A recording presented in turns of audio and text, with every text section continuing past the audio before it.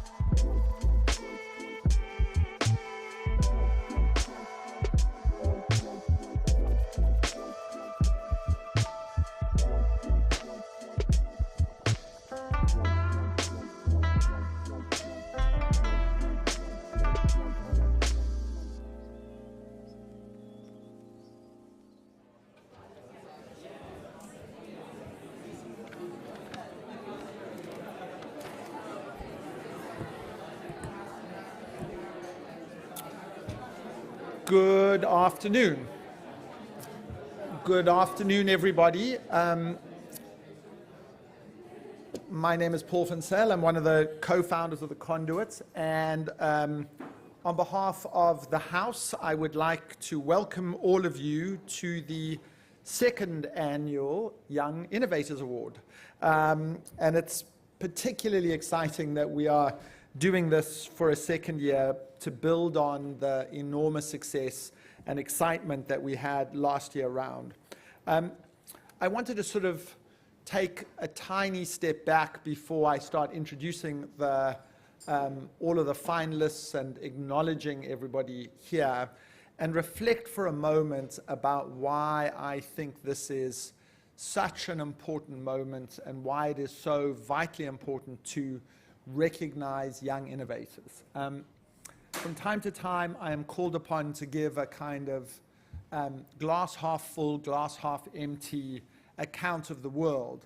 And my speeches become sort of informally referred to as the Horseman of the Apocalypse speech, and in which I start by giving a kind of woeful tale of all the terrible things that the world is currently confronting. And it's a non-exhaustive list, and amongst ourselves we would probably add to it. But if you kind of paused and drew back and said, what are we facing as a planet?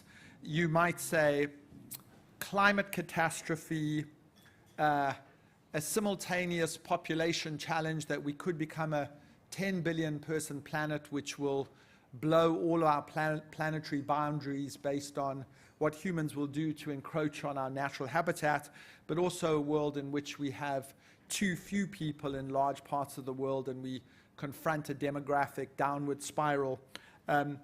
Health emergencies and pandemics driven by climate, antibiotic-resistant drugs, the end of the post-war peace period and the rise of great world conflicts, eroding faith in democracies, deep polarization, the highest levels of inequality that we've seen in modern times, growing citizen disaffection in the world that we currently are living in, and the rise of a brand of populist leaders who sell us quick fixes but don't really produce great long-term solutions, who are exacerbating racism and xenophobia across many countries around the world.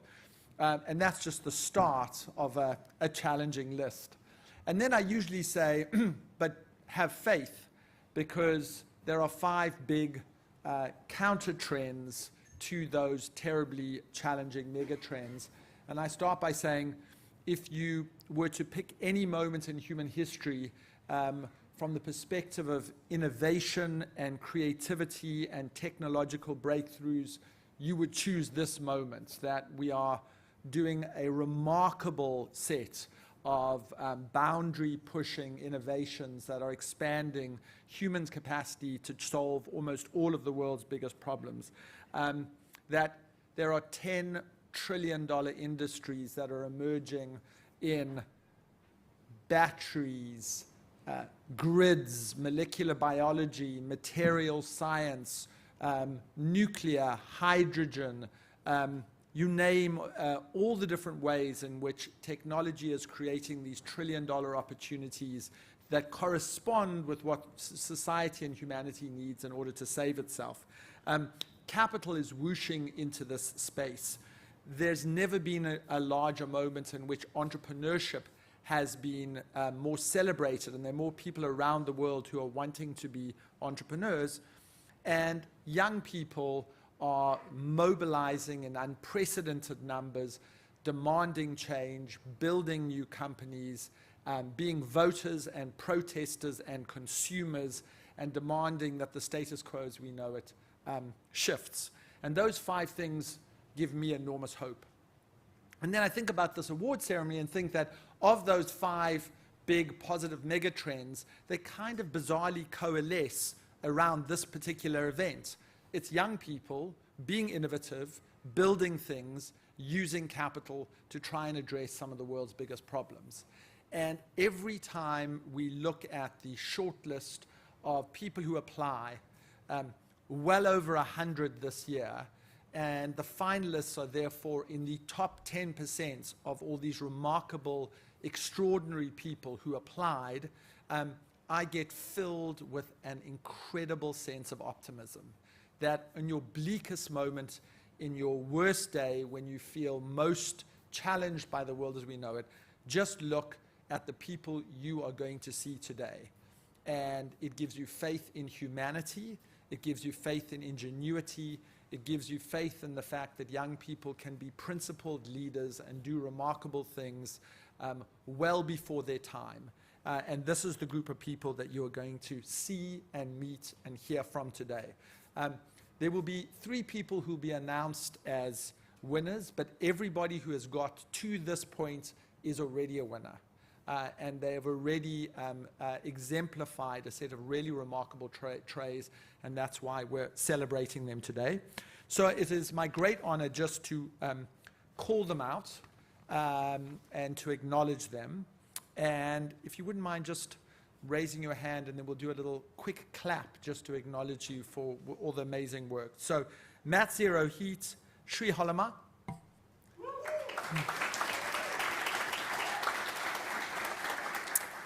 Lilo Products, Joanna Power.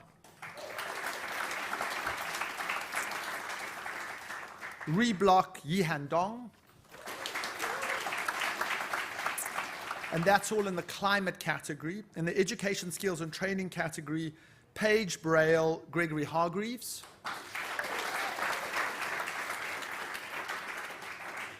Nia Holly Simmons.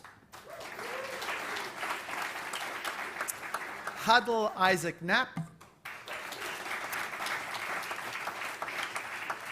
And then in the social justice and inclusion category, which is 4, because it's my favorite category. I'm joking, but there's no favorites. There's Sensei Kavya Jain. Zeal Georgia Williams and Joshua Kin. Uplift Alok Rai. And First Gens Aliyah Holloway.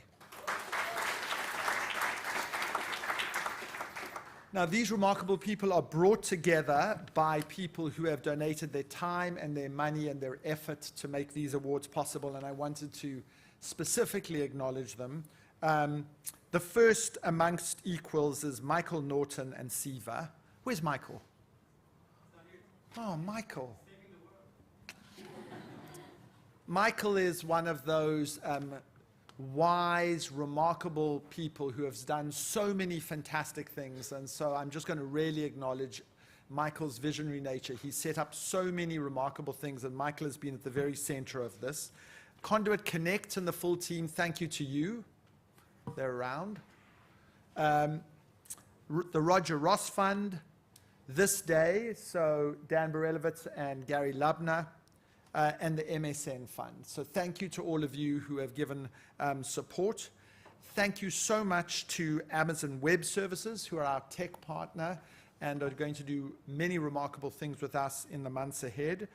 Media partners, Startups Magazine, and our strategic partners, Ashoka, Goodstead, Karma-Cola, and our in-kind partners, Diageo and Ben & Jerry's. So thank you to all of you. And I am now going to close by inviting our very debonair master of ceremonies for the day, Merad Jabransari, to take it from here. Merad. And before I do Merad, I want to give a special acknowledgement to the team of people at the Conduit who worked very hard on this. Perez, who is head of Conduit Live and does all of our conferences. Jay, who sort of adjudicated wisely and helped with the process, and Kate, who has helped with organizing and structuring the event. So thank you to you and to the whole Conduit team. Thank you, Mary.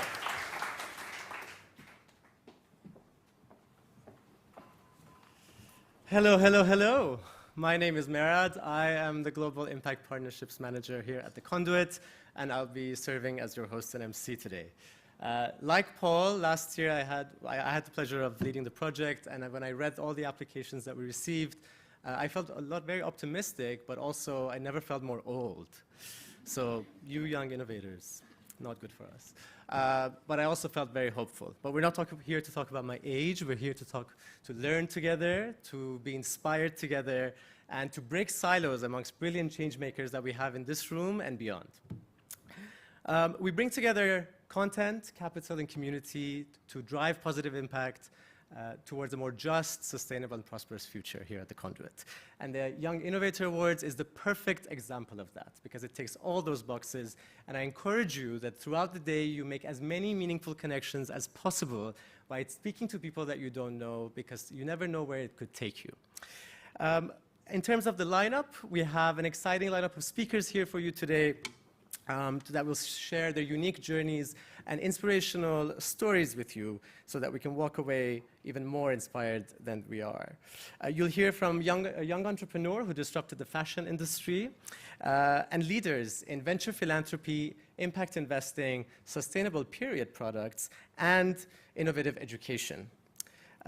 We'll then go straight into our showcase where you'll hear the pitches from our finalists at 3:20 sharp. The 10 finalists will pitch one after another, and then we'll go into a coffee break. Again, meaningful connections. I want to see buzz. I want to see you zap each other. Then please be back here in this room at 4:50. We are very precise with our timing. We'll then meet back here for fireside chats with the co-author of The Activist Leader, who's been very active in climate action and LGBTQ+ rights, and an award-winning youth coach and filmmaker that uses storytelling for social change. And then the highlight of the day will be our awards ceremony. So it will start at 5:25 sharp in this room, where we'll be celebrating our finalists' achievements and announcing the winners, who will win £20,000, one-year membership to the Conduit, and support and mentorship from the Conduit community and beyond. Within their membership, there will be a free course included from the Conduit Academy, which could be the Climate and Sustainability course, or the newly launched AI for Social Good, both of which are CPD certified. So, we have one more feature that needs your very dear attention throughout the day. Like last year, we'll have the People's Choice Award. What this means is that you can choose your favorite finalist, your one finalist out of the 10, and vote for them. And we'll announce who is the winner at the end of the day. Voting closes at 5 p.m. We'll share this link with you multiple times throughout the day. So especially after they do their pitches, you can get to submit your vote, please. Now, to kick things off, I'm delighted to introduce our first session. We have with us Victoria Prue, the founder of Her, who has built her fashion rental platform into one of the UK's fastest growing tech companies, reaching a $10 million funding milestone. Moderating this session is our very own Matt Farquharson, Editor-in-Chief at The Conduit. Please join me in welcoming them to the stage.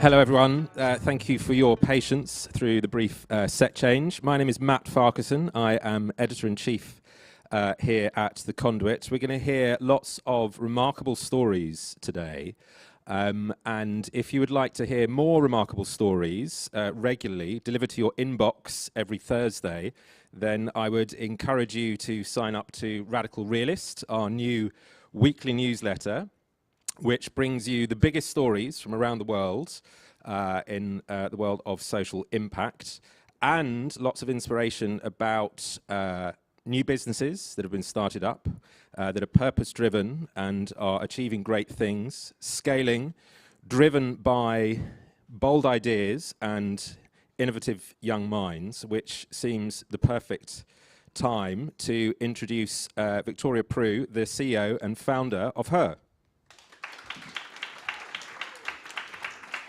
How would you like me to sit? Hi, everyone.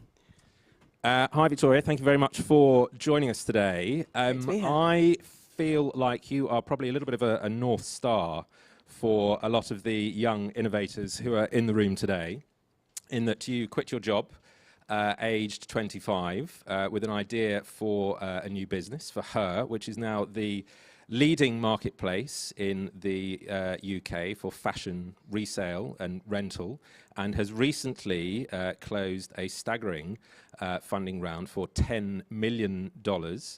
I imagine the headlines make it sound a little more easy than it was. So I wonder if we could start right at the very beginning. How did the idea first come to you? Sure. Firstly, huge privilege to be here today. Super excited to speak to all of you and meet the finalists later.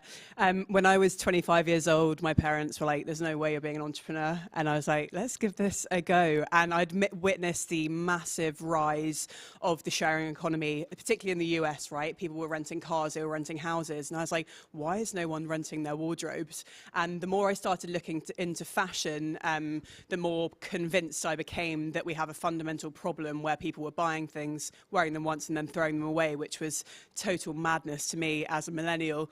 So I thought, okay, nothing exists. Why don't I go about building it myself? And in those early days, lots of people were like, what is this girl talking about? And in a very, very short space of time, rental and that kind of access over ownership theme has become a kind of mainstream idea. But 5 years ago, 6 years ago, when I was a very young, bright-eyed founder, hopefully still am a bit, I spotted that massive trend. I thought there must be a business to be built here. So there's the moment of having the idea, and then there's the moment of saying it out loud, which can potentially be a little bit intimidating. When you first start to raise your idea and say it to people, you can potentially be discouraged, you can potentially be encouraged. How did you find it landed when you first told people close to you? So I basically spent 6 weeks doing nothing other than researching this idea. And I think at 25, I actually had quite a lot of hindsight. It's like, hey, we know that 95% of startups fail. If I put my name to this and give it a year of my life and it fails, am I going to live? And once I'd done that kind of work in 6 weeks, I thought, do you know what? I'm going to go all in on this idea. And if it doesn't work, I can go back to being a chartered surveyor, which the job I just quit. So from very, very early into my kind of founding journey, I was, I think, a bit ignorant, bit naive, very energetic, had a very, very strong sense of the business I wanted to build, and I was 100% in from the first time I've ever pitched it. And I'm sure we'll come on to talk about the challenges, but we have had everything thrown at us, right? 2 weeks into launching a pop-up in Selfridges, we hit the global COVID crisis, lockdown, not great for a fashion rental business. So there's really nothing we haven't been through and seen in the last couple of years. And I think throughout every single high and low we have had, and they have been huge high highs and very low lows, I have never for one day, this is the honest truth, doubted the business we're trying to build. So that's quite an impressive thing, I think, that requires a certain amount of resolve to push through. There must have been a few moments of anxiety, potentially, for that moment when you hand in your resignation, when you give up that steady salary. How did that feel? I think it was exciting, and I had no fallback plan. So the business had to work. In the really early days, I was quite logical about how I approached the business. I knew nothing. I was a first-time founder. I wasn't an expert. I always laugh when people call you an expert 5 years into the journey, but you don't start as an expert. You don't start as a tech expert or a sustainable fashion or authority, so to speak. So I built it from literally line one of code, my co-founder and I said, okay, within an X month period, can we hit 1,000 transactions? Or can we get, I think, 10,000 people sign up to our waiting list? And that was my kind of moment of traction. So yeah, it was hugely nerve-wracking. I remember being riddled with anxiety of what people would say and think. And, I just done a master's degree. I'd spent 3 years training up, and I overnight just left it. So I look back and I think I should have started sooner. I spent a number of weeks or months kind of very insecure, not really knowing, you know, if I was on to the next big thing. And then I think there becomes a moment where you start gaining traction, you put your name to it publicly, and you're like, let's go. What's the worst that can happen? But that's a pretty precious time, I think, for an entrepreneur, those first few weeks, months, before you really take it out as far as you think it can go. Did you have that business model very well fixed in your mind? Did that change a huge amount during that period? Yeah, so the business started as a pure peer-to-peer place. So the idea was, much like an Airbnb, Victoria could list this Regina PO blazer, make money. Every woman in this room could rent it from me. I make money. You then don't have to buy something new. That is still the large majority of our business today, but it has evolved pretty rapidly, where we now power not only the largest peer-to-peer network here in the UK for fashion rental, but we power fashion rental for 130 brands, household names, Mulberry, through to Ganni, Conduit London, maybe those names resonate in the room. And then we also have a white label business that powers the likes of Selfridges Rental, John Lewis, Flannels, all of the biggest and best e-tailers as well. So I think what's really important is that the idea that probably everyone has in this room today will look very different in a couple of years' time. And I think the best entrepreneurs respond, they throw everything at the wall, see what sticks, and then you go after the places that it makes sense and where you're growing. And we still do this every single day at Her. And I try and train my team of like, okay, if something's not working, great, we'll go on to the next thing, and trying to be a bit more lean in terms of how you think about things, I think is why we've been able to build the scale that we have been in quite a short space of time. And then what was the first moment when you realized that actually this is something that could work? This is something that I can be doing for the next X number of years? I went in to pitch to the creative director at Selfridges at the time, and I was like, Seb, I've got an idea. He was like, I'm not convinced, and I love a rental skeptic. I'll speak to anyone, spend my time with anyone who doesn't like rental. They're my favorite type of people. But Seb was like, do you know what? We're committing to sustainability in a huge way. We think it's the future. Everyone, I'm sure, in the room has probably seen Selfridges want half of their transactions to come from circular in the next 10 years. So huge, ambitious roles. And I think most e-tailers know that rental is a incredibly complex business. So Seb was like, okay, we're going to give you the best space in Selfridges. Off you go. Let's see how good you are. So I was like, oh, okay. And I think overnight, Selfridges backing, you know, we were tiny at the time. I'd done one first fundraise, had a team of about 7. And overnight, we're on the front page of newspapers about Selfridges going into rental and launching rental. We rented every single dress on the shop floor in the first 5 days of trading before lockdown hit. And I think for me, that was the moment where I went from being really sure of an idea in my head to external validation. And I think that validation happened to be one of the leading retailers, but it was a real pinch me moment, because I was like, okay, maybe I'm not a crazy founder and people do actually think this is a good idea. So maybe we can talk about the money bit, that first journey into funding. Lots of people have great ideas. Lots of people have robust business models. The next step, obviously, is starting to get things funded. So how did you go about that in the first place? Oh, hindsight is such a great one on this. We've done a number of rounds now, and I wish that I knew what I now know 5 years ago. We have amazing investor support. We have angels. We have family office. We now have lots of big venture capital firms. One of our earliest backers was Octopus Ventures, a very well-known consumer VC. They backed the likes of Depop in the early days. But going back to my first round, we went for angels and family offices, and I found people that I just really, really rated, that had done this many times before. And it was actually a fairly painless round. I've been through more painful rounds subsequently. But the kind of key things I've always thought with investors, everyone says it's like a marriage, and it totally is.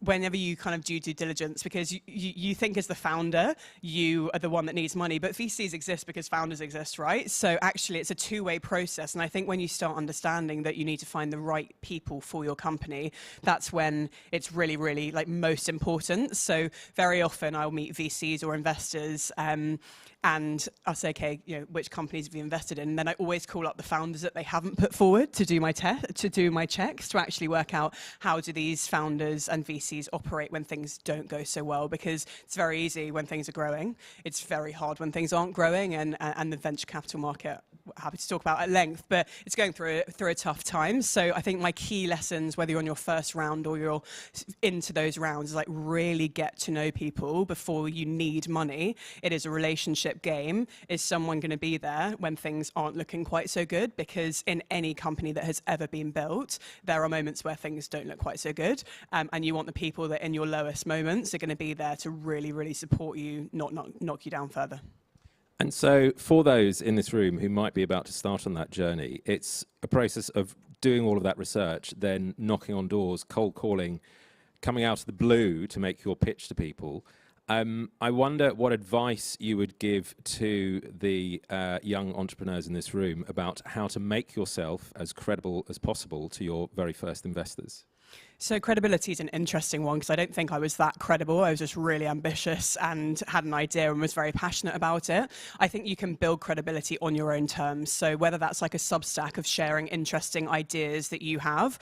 I'm an angel investor myself. I always back businesses where I can see the founder that's behind the business. I can see their views. I can see what they're thinking. They're like, I love this like build in public. Any companies that are building in public, sharing their traction on LinkedIn. I think that's super, super interesting. That is credibility. Credibility is not just being on Sky News. Credibility is building your reputation across multiple platforms and then in real life as well. So I think that's point number one. And then I think the smartest thing I've done when it comes to fundraising is rather than spending step two is investors. Step one is other founders that have been through this process first. I have always said the most valuable people that I look to for advice outside of my board are other founders that are a few steps ahead of me in this journey. They are the people I pick up when the good, bad, and the ugly happens at her. So if there is one takeaway from today, I hope it will be that actually find those people that you admire, spend the time with them, because the hours I have saved by asking my founder friends, okay, these are 5 VCs, which ones do you think are actually interesting? How are they rated? How do they act? I have saved hundreds of hours of time, and I don't have time. No one in this room. You want to be building your businesses, right? So surround yourself and try and find 2 or 3 people that have your best interests at heart, that are a few 2, 3, 4 years ahead of you in terms of funding. They have been absolutely mission critical to me, and actually a lot of our fundraising and investment has come off the back of recommendations from other founders. You've talked a bit publicly about the fact that only 2% of VC funding goes to female founders. Was that something you were aware of at the beginning as a potential extra challenge? Was that something that you questioned when you went in to see people from the off? Yeah, absolutely. I mean, we need more women building businesses fairly ASAP. The stats are absolutely dire and they're actually declining. So I'm all for more women building businesses. Back in the day, I actually had a male co-founder, and that was a strategic move. I knew that I was 25, had no credibility in the fashion space yet, and that my life would be easier by having a family friend help me build the business. So we had a plan. We were going to build the first year of her together. We were going to do the first round of funding. Then it was going to move to the other side of the world, and that is exactly what happened. And I don't regret that at all. It really helped me break into, 2% is a really rough stat when you're ambitious and you need loads of money and you've got a big business to build. So I don't like to say I played the game, but I probably did play the game. And when you started the game, did you have an end goal in mind for the business, for what you wanted to achieve and what your potential exit was? Yeah, it's good. I've been asked this a lot more recently. I think looking back, no, I didn't. I didn't start a business with an exit in mind. I meet a lot of entrepreneurs who are like, I'm going to sell to X in 5 years' time. And I wish that I'd been that forthcoming and forward thinking. For me, the kind of exit or the success of her was always around like, can we change consumer behavior? That's what drives me whenever I meet people that have used her for the very first time. That's what gives me the fire to get out of bed and go through the hugely stressful journey of being a founder. I think to be more fluid with an exit plan, I think if there's anything we've learned in the last couple of years, you never know what's coming next, right? When I started the journey, I had no idea we were going to have COVID, we were going to have VC markets tough. There are lots of things that are out of your control. So I think my advice would be, okay, take it step by step and actually work out what the 6 month to a year plan looks like, because 5 years plus, who knows? And on that investment journey, obviously the first challenge is getting people interested, but there will be points along the way where you may have very difficult decisions to make about walking away from potential investors. Now that's got to be a tough call. Have you found yourself in many of those situations where the investor didn't feel right, but the money was very tempting? Yes. The people in this room that are going to go on to raise rounds, you want multiple options, right? There's nothing worse in life than one option. That's been my key takeaway forever. And that means that if you're in a round or you're running a business where lots of people want to invest in you, that's a great place to be. What I have noticed is that sophisticated investors that have good reputations understand that they can't always get into a round and everyone's kind of happy. Where this goes wrong is when you're dealing with people that aren't as sophisticated, that feel kind of personally victimized, that perhaps you can't let them in. But we're all professional. We're all here to build a business and you've got to do what's right for the business. So yes, absolutely, there are sometimes difficult conversations to be had, and you feel like you're letting people down perhaps, but at the end of the day, no one will know what is better for your business than you. And if there are early warning signs that something's not the right fit, it is so much better to cut it there and then than it is to be 5 years into the journey. Come back to my marriage analogy, it is very, very similar, right? If you see the red flags, walk. Am I on camera? Yeah. It sounds like there's a lot of sort of strength of personal will involved, I suppose. And for any sort of founder journey, I wonder what advice you'd have about maintaining that, about keeping positive and keeping strong as you go through this journey and you face these kinds of challenges. Yeah, I think resilience, I know everyone says it, but when you're crying in the bath and things aren't looking quite so good, you've really got to dig deep. And I think I always knew that getting into her. I think when it comes down to the business that we've been building and knowing that we're onto the right thing, you have to really have a deep trust and a deep belief that no matter what comes your way, there is going to be a way through. And I think I've always had that. I think it's also important to have a level of perspective. There are amazing businesses that everyone in this room is building, but my business is not life or death. I have burnt out. I've been through extreme stress over the last 6 years of my life. And when I look back now, I wish I'd have been a bit kinder to myself and also realised that having a level of perspective is the most critical thing for a founder, I think. And there is no company if you can't look after yourself. And I've learned that the hard way. So my advice to anyone is, this is really a marathon, not a sprint. I thought it was a sprint, age 25, and it's a marathon. So actually just put yourself first. Self-care is not selfish. And then how do you go about that? Because there's constant daily pressure. There's 1,000 decisions to be made. And that pressure comes from investors. It comes from yourself. It comes from the people who work for you. How do you make sure that you can step back and take that time and make sure that you're able to give it your best? Yeah, it's a good question. I think that the actual honest answer is that it kind of ebbs and flows, right? So there was a moment, and for many years of her, I was doing absolutely everything round the clock, 7 days a week. And I think for any founder that is going to tell you that you can have balance and do that, if you are as ambitious as we were in the early days, it's probably not coming from a truthful place. We're now a much bigger business. We're much more established.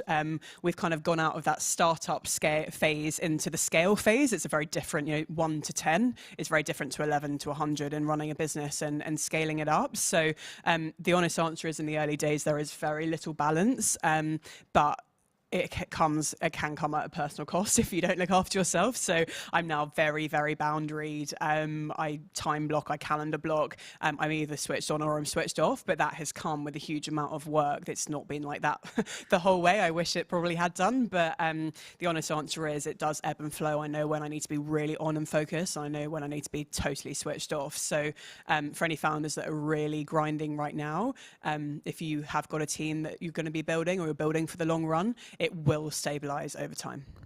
The flip side of that, I suppose, is that the grind is actually incredibly energizing.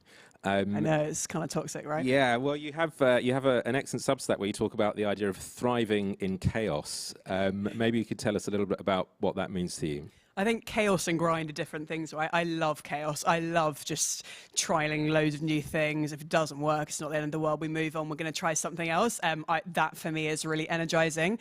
When we talk about chaos, I think it's just managing multiple things. So at Her, we're actually running 3 separate businesses under one roof, and I've got a team of 35, and we're doing a big scale up at the moment in terms of our revenue positions. So there's just a lot going on all the time, and that energizes me. It doesn't drain me, and I think that's why I'm suited to entrepreneurship, but it is a constant balance. And I think it's a very female thing that you like to control things. You like things to be stable and steady.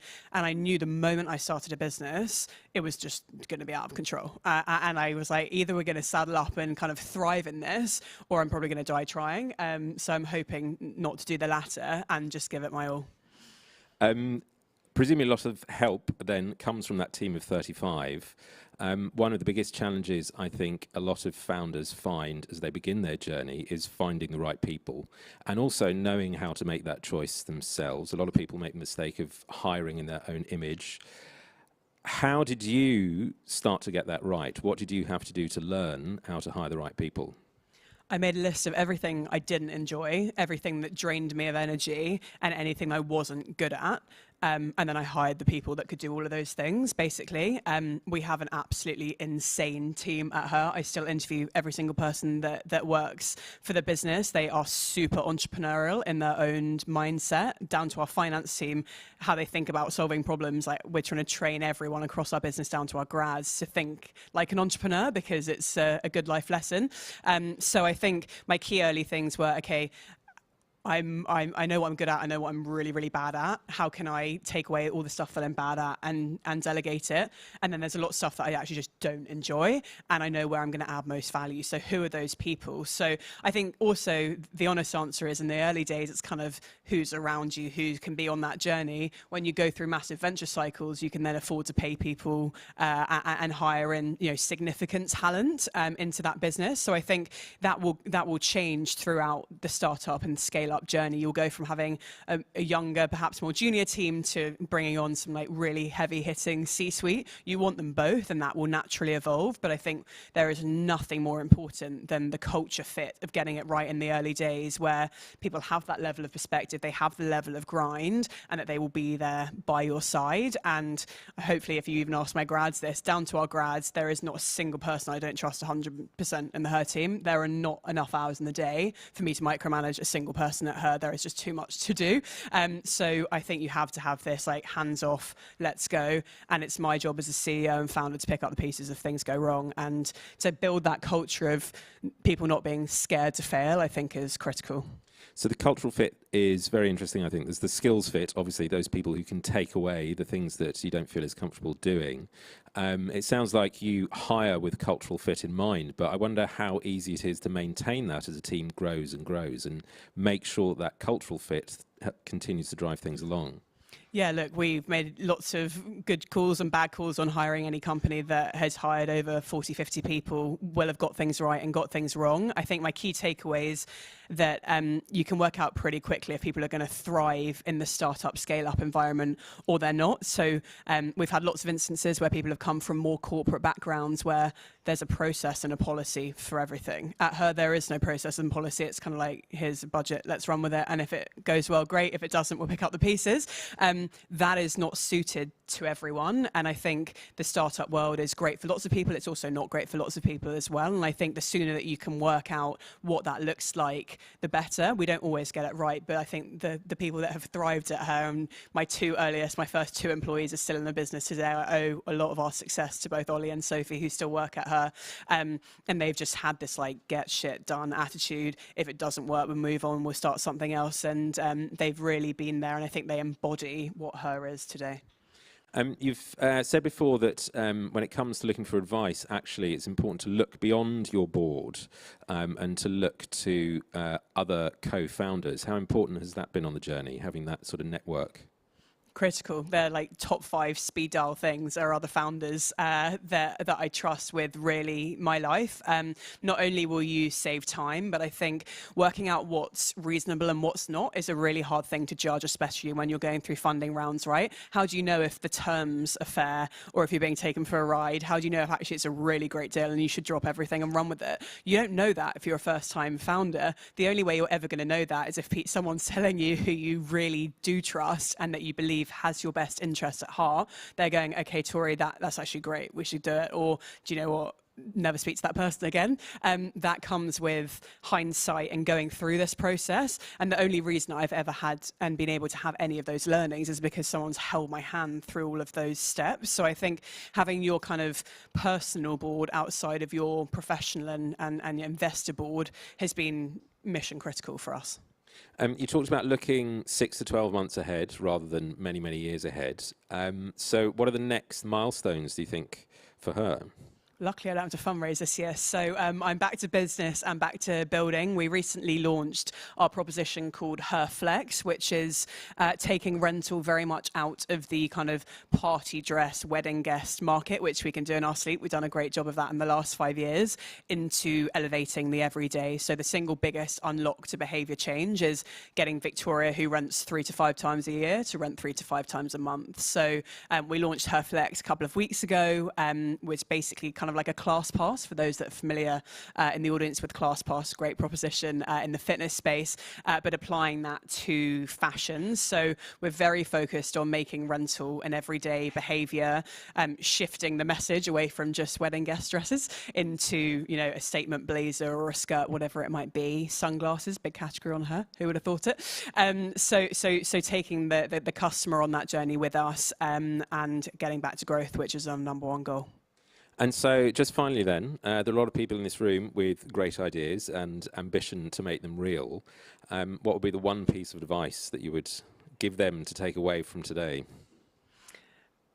Never take no for an answer, number one. Second is no one knows your business better than you. When I go back to me as a founder 5 years ago, I took advice from everyone and anyone because I didn't know any better. And it actually kind of gave me this decision paralysis where everyone just gave me competing views all the time. And I didn't really know where to start, where to go. And now I'm very, very clear. And actually, I think if I trusted my gut, I would have saved a lot of time in those early days. So have advisors, have people you trust, keep that group small, and just know that what you're feeling in your stomach about what your gut instinct is telling you about what is right, wrong, and where you should go, 9 times out of 10 is the right decision to make. The 1% or the 10% where I haven't trusted my gut has always been where we've made the wrong decisions. So trust your gut, and no one knows your business better than you. Wonderful. We are running out of time just about. We have lots to get through today. Next up is a fascinating panel, which will be led by Essie North, the CEO of Big Change, on how to unlock the potential of young change makers. But for the moment, could we say thank you very much to Victoria Prue of Her.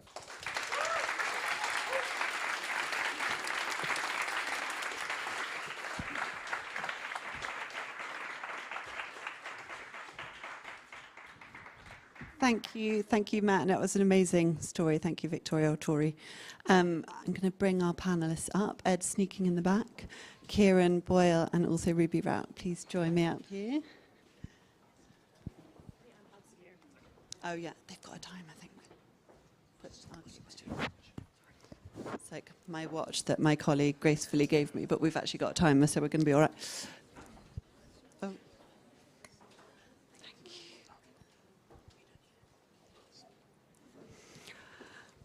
Right, it's such a pleasure and honour to be here today. It feels like a very important thing to be celebrating and honouring young talent and the young innovators. So we do a lot of that at Big Change. We kind of focus and find and fund young people who've got bold ideas to drive change. And today we've got 3 brilliant people joining us to give perspectives. The title of this panel is around what's stopping them.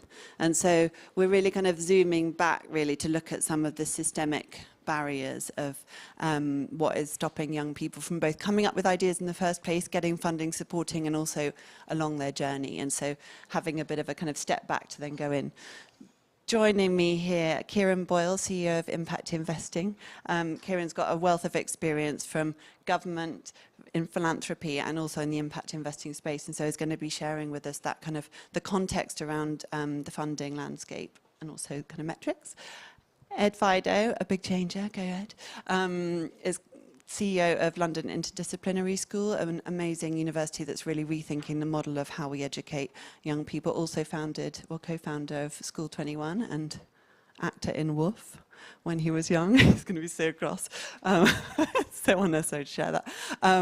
So thank you, Ed, for joining. And then Ruby Rout, who is an extraordinary young founder herself, founder of Wooker. UK's first period pants.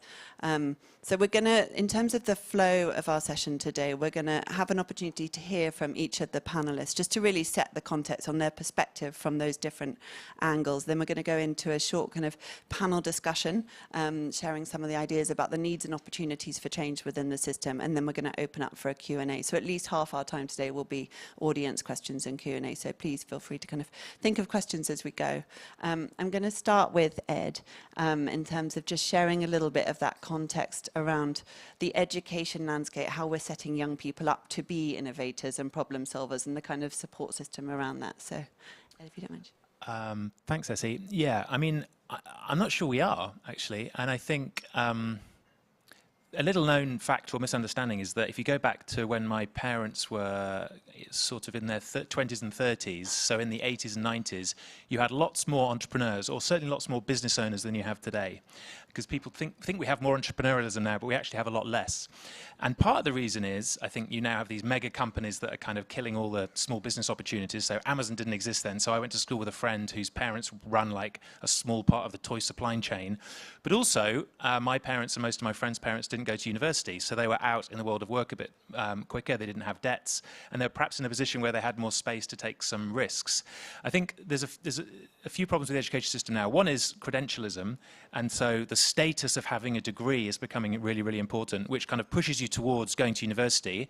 And it might seem odd, given I've created a university, to be thinking maybe not as many people should be going, but certainly I don't think as many people should be going and doing what they're doing currently. Then a second problem is around rules. And we essentially reward you figuring out what the rules are and getting an A in the rules.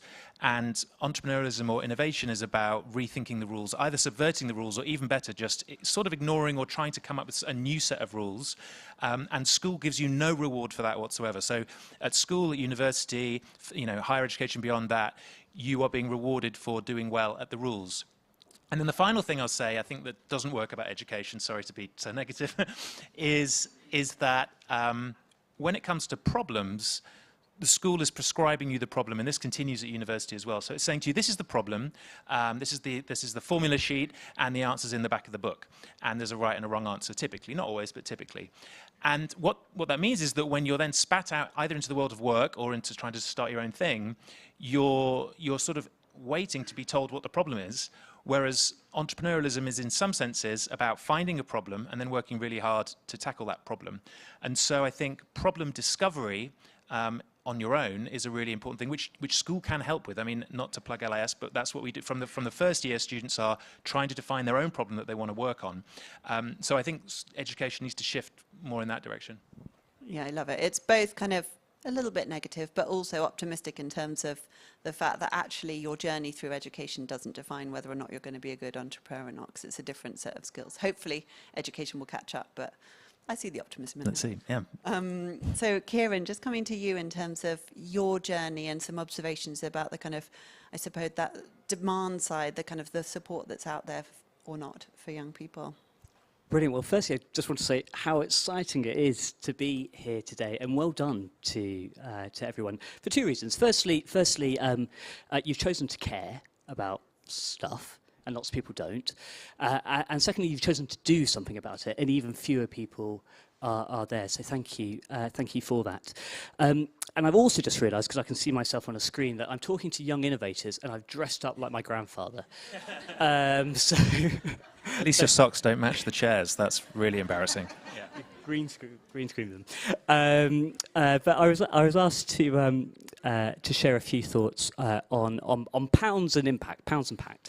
And the first thing I would say is that across the funding picture, and I've worked in government, I've worked in business, I've worked in philanthropy, actually there's a very small link between pounds and impact. You know, the funding you get, the financing you get, and the impact you're having in the world.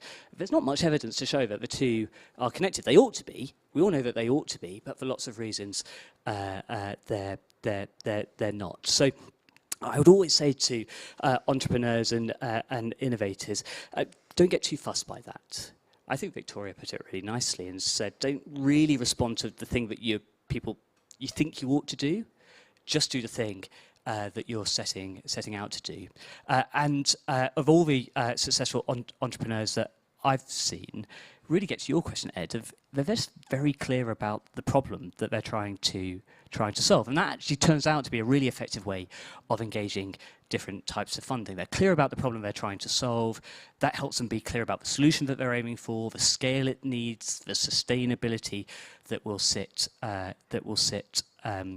behind it. But there are different types of funding out there, and they take on different forms as well. And there's probably a pretty fun game that we can play, because the three big pots of money out there are firstly philanthropy, if you're trying to get things done. And I think we're going to talk about scale businesses today, but not every impactful issue needs great scale to it. I think it's important to say, but lots do.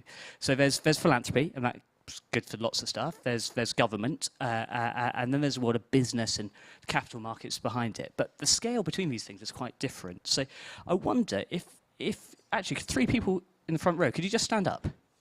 Thank you. So you are going to represent philanthropy just here in the UK. That's the scale of philanthropy at the moment. Could everybody in these two sets stand up? Sorry, stay standing up. Yep, and here as well, please. I realise this isn't very good for the camera, but anyway. Okay, so you are representing government and philanthropy in the UK. Can everybody else stand up? That's not even half the scale of commercial and investment activity in the UK at the moment. You can all sit down. But it gives you a sense that there are actually very different scales and sizes between these types of funding, and that can become very important depending on what you're trying to do. But there are different tendencies and different mandates to those types of money. And it's that mandate point that I'll finish on, which is every type of funder, every type of financing will have a different reason behind it, why it does what it does. It might not always do what you want it to do, but that's a very difficult thing to shift at times. So for the entrepreneurs out there, what I've seen is the most successful entrepreneurs have been able to say both, what is the problem I'm trying to solve, but why is it your problem as well? And why is the thing that I'm doing solving what you've been set up to do? And that is often, I think, one of the best routes into attracting funding or financing from any of those different sources. Love it, thank you. And that was a really helpful. It's so helpful to kind of have a visualization of the actual market. So I really appreciate that. Ruby, love to hear from you a little bit in terms of both your journey and experience as a young innovator yourself, and how you've navigated context, any lessons that you've taken from that. Thank you. By the way, Victoria was like the ideal entrepreneur you would see anywhere, and very much I've got the similar path and journey. Slightly, a little bit different is more on the where I grew up and where I was born. So I grew up in Nepal, and at the age of 12, I had my first period. My first period, my mum gave me her oldest sari, cotton, cut into small pieces, and told me that I have to go and stay at my aunt's house, because I was untouchable. And this happens to majority of the Asian girls in Nepal, in India, in Bangladesh, Pakistan, and in African countries as well, where girls and women are often banished for having period. And I think my experience was very much of what shaped me to stand here and talk to you about and start the business. The cotton sari were very sustainable, because obviously often passed from my mum to me, and then used for the rest of my life, but they were quite uncomfortable. And often when I went to school, the pad used to literally fall off on the toilet, and I had to literally pick it up, go back home. And this was the story of thousands and thousands of girls in the same school. Slowly we stopped going to school. And one of the things I think entrepreneurial thing is something that I think you have it in you since when you are young. And as you grow older, you'll start finding like, oh, actually, you know what, I used to do that kind of thing. And one of the things I used to do was like, I started with safety pinning the pad in the underwear. Obviously realized that it was dangerous. Then I started wearing multi-layer underwear. And that actually is the thing that I created. I moved to UK when I was 20 years old. To only find that there was so much choices in the supermarket, but it was when I did environmental science through Open University, my life completely changed. I went to every shop to only find that pretty much everything that you can find there have got some kind of plastic in them, including your period product. So I did actually, as a part of my entrepreneurial journey, I did a hackathon. And these are like the lean startup machine that they used to call it. A weekend program where pretty much you go with an idea, pitch it to your friends. Anyone in there who love your idea will form a group, and within a weekend you start a business. And I think that is such a nice part in my career that really shaped me of how I do things. And took the idea, and I went to start teaching to young girls everywhere in school about like sustainable period products, sustainable food waste program, those kind of thing. And came back home one day thinking like, somebody's got to do something about this. And at that time, actually, I didn't realize that how much taboo was period in this country as well. It's one of the most hidden subject. Nobody talks about it. A woman will spend almost 9 years to actually get diagnosed with endometriosis or PCOS. So it's much of a health challenge than a sustainable one. But my focus was very much sustainable, and took the idea, put it up in Kickstarter, raised £7,000. And my journey has been bootstrapped all the way till here. 5-6 years in, we did 17 million turnover so far. And you can do it without even any funding. And this is my journey so far. Amazing, and such an inspiring story.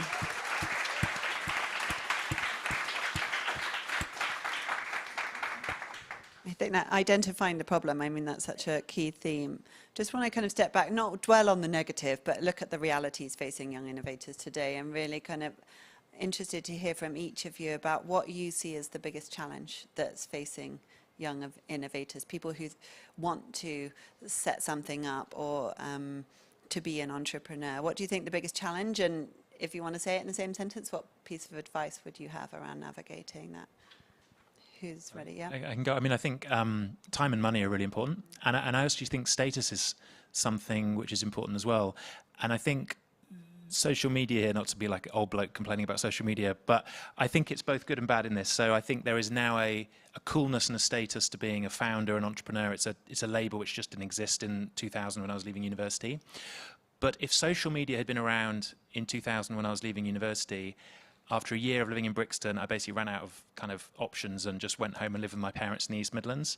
And if my friends had been posting like on Instagram, them being in Turkey and me like throwing a basketball against my parents' house in the East Midlands, like no money, no sex, like paler than I am now, that you know, I wouldn't have got many likes. But I mean, there was pressure. But there was pressure. Like, what you like? Occasionally, I would speak to them on the landline. Like, they'd be like, "What are you doing?" You know, and I'd say, "It's fine. It's cool up here.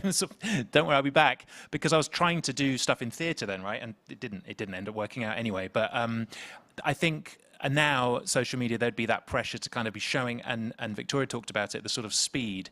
And the reality is, it takes a long time. And actually, the harder thing, I think, when you're 21, 22. Those first 3 years, they just feel like you have to land it in like 2 or 3 years because you're in this race with your friends to be successful. And I get it, and I've been there as well, and that's very difficult. So I think, and social media, I think, means it's like you've got to show you're making progress every day, every week. So that's very difficult. I think one of the positives, though, is around money might be that employers seem open to flexible working arrangements now, maybe post-COVID, maybe it's just because of modern living. And so the idea of, we're seeing some of the graduates from LIS are starting to look at already a sort of portfolio of things, and that just definitely wasn't a thing even 10 years ago, I'd say. Yeah, love it, and thank you. Kieran or Ruby? I think I would say you don't always have to start a business to be an entrepreneur. You can always join other entrepreneurs in the same kind of journey. Because like Victoria said, you know, like you need a go-getter in a startup kind of machine, a startup kind of world. Because you will learn pretty much everything, and almost take that as your training step, and then try and look for those kind of places where you can actually learn to be an entrepreneur and get that 360 degree of how to run a business before actually going. And then in that process you can learn. And there is like I think good website called jumpstart.co.uk where you can pitch to work in a startup kind of way if you are really into like that kind of mindset of like, I want to do something, but I want to learn kind of way. So there are opportunities out there that you can go for it. And yeah, definitely. If I were to go back and do things, I would definitely work in a startup, because once you are in, you get everything. You know everything from logistics to delivery to like how content works to finance, and pretty much in my team, I think everybody knows everybody's job if one person is away. So that's I love that. And it relates a bit to what Victoria was saying about you're not an expert at the start, you just have to start by doing. And so actually that challenge is like knowing where to start, but just getting experience. And I know that Ruby, with your journey, you just were volunteering for different projects and you learnt by kind of having opportunities. Yeah, I at one point I was volunteering in 5 different places just to see how thing operates. I never got a job. I never had a desk job before even starting Buka. So for me, it was just learning how meetings are done or how organizing is created, those kind of things. So that was a really great exposure for me. Yeah, brilliant. You can be entrepreneurial in lots of places as well. So there's being the entrepreneur. There's definitely, if we just think about impact in the world, just being entrepreneurial in platforms that you had. So like I spent 10 years working in government. There's definitely a place where there's a space for people to come in and just do things very, very, very differently. I mean, I can only base this on personal experience, but as I think about what's in the plus camp for young innovators today, is a sense that I think it's a perfectly acceptable, important, good thing to be an entrepreneur, to set something up, to go for it, to try for it, and that might be different than it was 20, 30 years ago, where I didn't necessarily have that sort of social cachet to it as well. So that's definitely in its favour. But I think the big problem that I see at the moment is that a lot of the decision-making apparatus that's been set up to get money to entrepreneurs is still quite old world. And the models that we've heard about today are models of the access economy. They're models of seeing great commercial opportunity in places that people have just overlooked because they thought it just didn't really matter or they didn't know it. And that's much more new economy. That's much more new power. And so I think really that's partly why kind of a call to, yes, be an entrepreneur, yes, set up great businesses, but get yourself into philanthropy, get yourself into government, get into those roles where you can shape the funding and financing environment too. Yeah, I love that. And actually, reflecting on kind of what Ed was saying in terms of people, the education system not necessarily setting young people up, actually having on your CV that you tried something or volunteering or part of something which built that entrepreneurial mindset actually gives you kind of credit on your CV, even whether it worked or not. So leading on this kind of bit of hope in terms of the future, what are some of the trends that you see or kind of shifts that you're starting to see, either in the kind of the funding market or organisations thinking differently about how we're setting young people up or supporting differently? A few. I'm allowed to do big picture now. I can do big picture.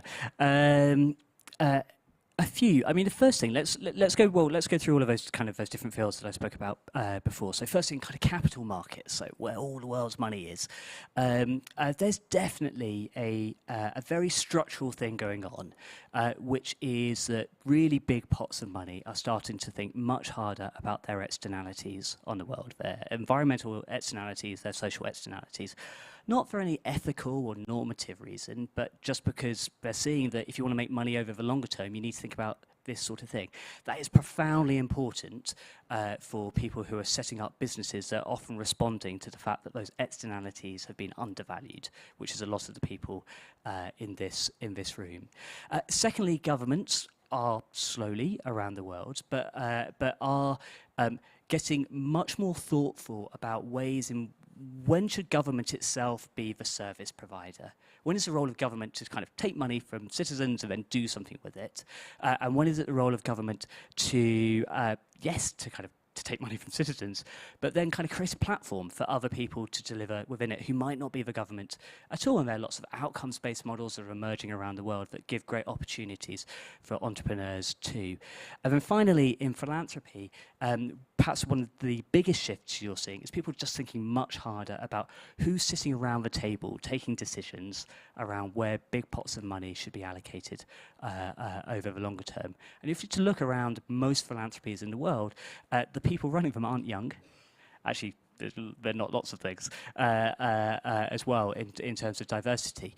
But that's starting to shift as well. So all of those, I think, should give great cause for confidence that it is shifting, perhaps slower than people in this room would like. But you're all entrepreneurs, so you want everything to be fast anyway.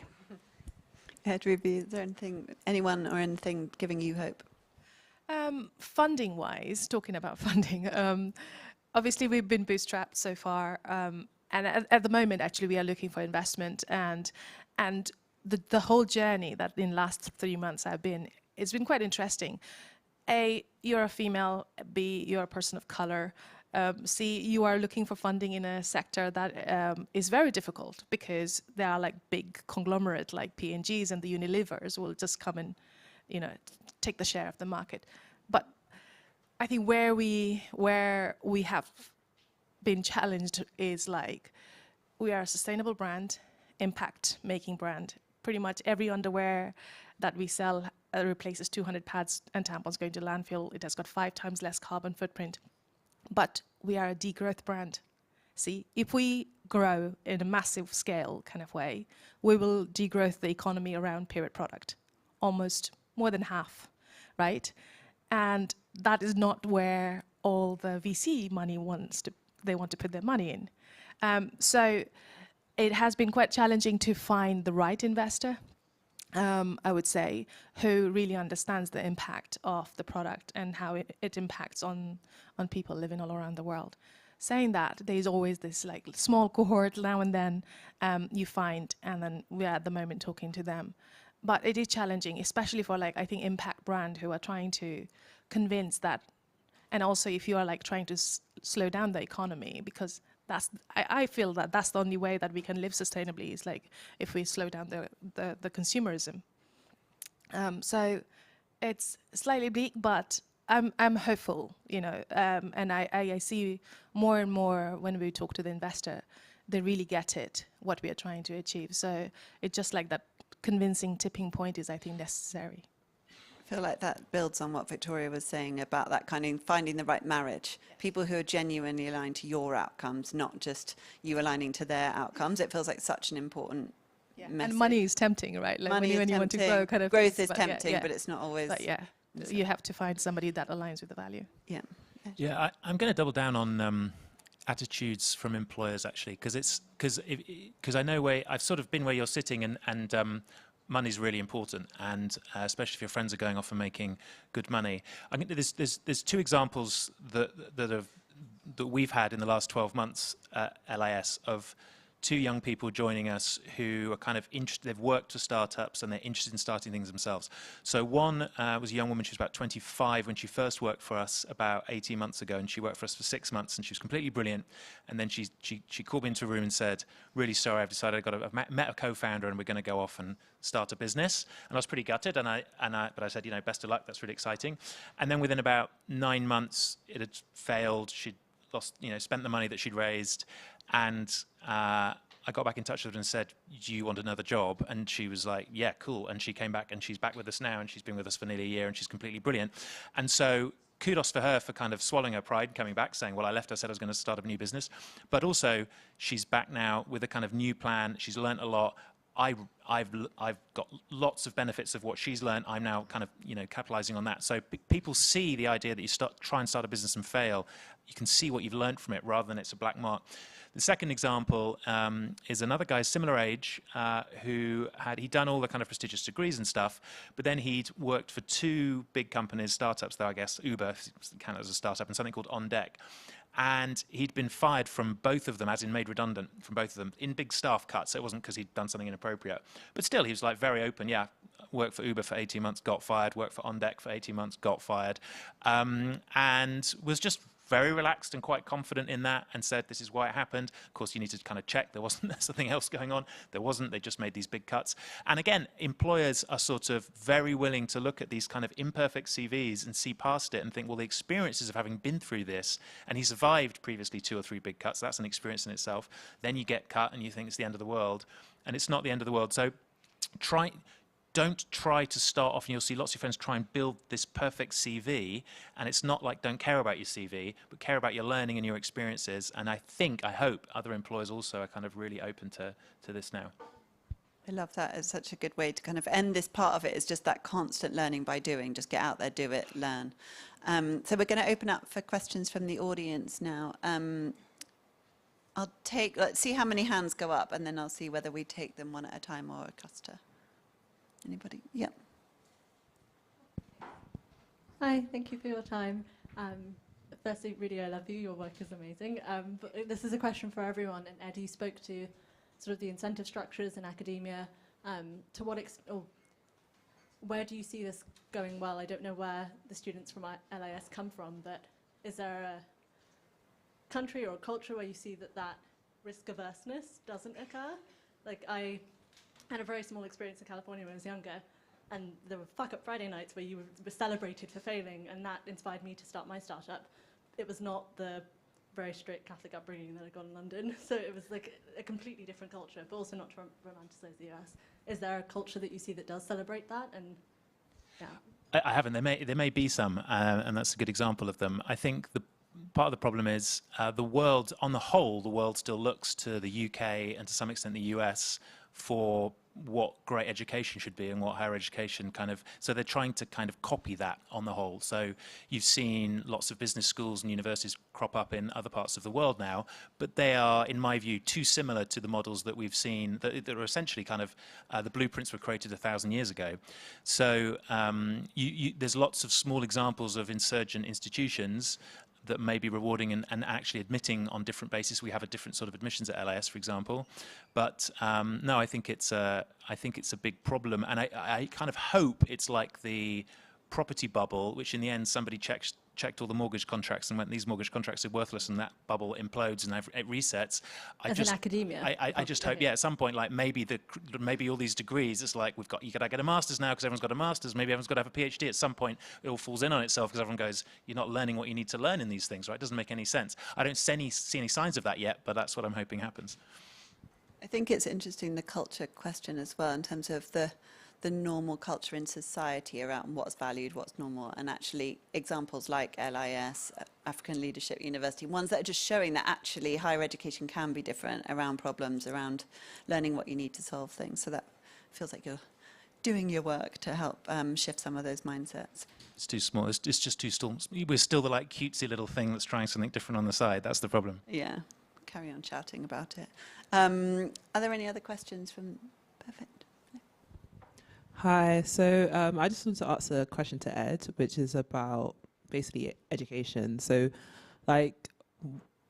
how do you see the education changing in the sense of do you think there's more of a market for things like experiential learning and just different ways of learning, especially since you're in this space anyways, but how from leading this school, how are you seeing the market change, and what sort of education products can be really opened up? Well, I think if we have a change of government in 6 weeks, I think you could start to see some major changes. So what we've had since 2010 is, for I think 12 or 13 of the 14 years, it was the same schools minister, a guy called Nick Gibb, who was very small c conservative as well as being literally a conservative, who had, some things, some ideas were good, but mostly he was very driven by a very old-fashioned view of what education should be.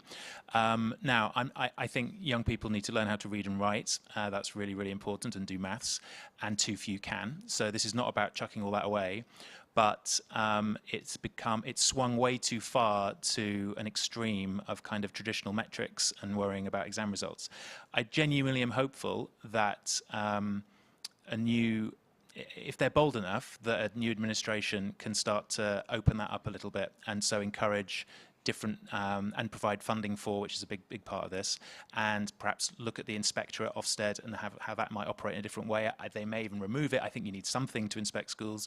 But the big levers are how do you judge schools in terms of exams, and how do you judge schools in terms of the inspectorate? Because head teachers are terrified of Ofsted, because that's essentially how they lose their job if they get a bad rating. And the school that I co-founded got a bad rating 2 or 3 years last year, and we fired the head teacher. So that is how it's kind of how it operates. Now, if the inspectorate is looking for something different, that could create a big shift. The other thing is that if universities started to look for something different, then the entire education system would change, because the entire education system is obsessed with getting people into university. So that's part of what we're doing in our small way. That I don't see moving, but the government may well start to do some big changes. And do you think it'll still be because I guess you're getting a very kind of institution-based answer there. Could it be very different models where it's very much more self-directed by what's available globally, that's informed by new AI, that I don't really know what I'm talking about, but I hear a lot in that space. So, yeah. No, I mean, I think I think the school will endure. Schools have been around for hundreds of years. I think schools will endure, and I think they're good things because they're social places where, you know, there's the childcare aspect of it, but they're also social places where people learn together. I think you could use the fact that you're together with other people more. It's such an individualistic thing. But yeah, I mean, look, how people learn now, and how if I find this in the students at LS, they've got this kind of infinite library in their pocket or whatever, or at home, and you know that is an extraordinary tool. So I think people are probably learning at least as much at home in those ways, and that should be a leveler, because it used to be that only if you're at quite a wealthy background in a home with lots of books that you had that advantage. Now most people have an electronic device with access to the internet, so that's a positive.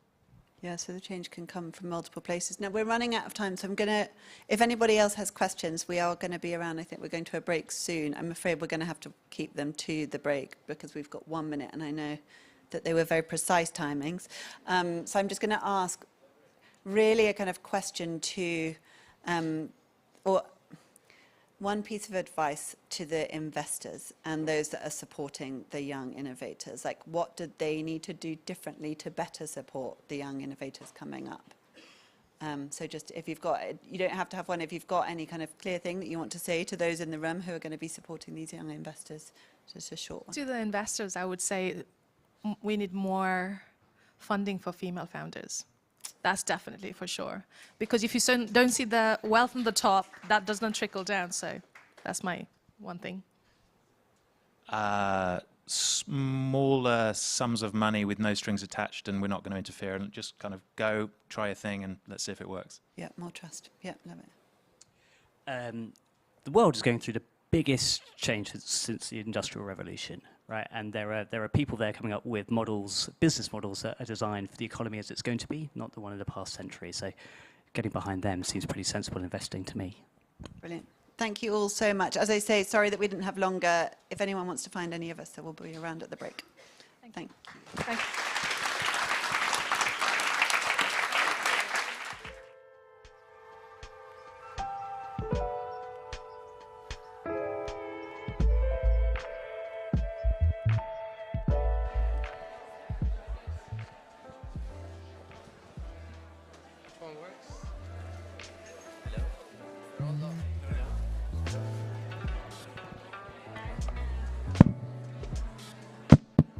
Hello, hello.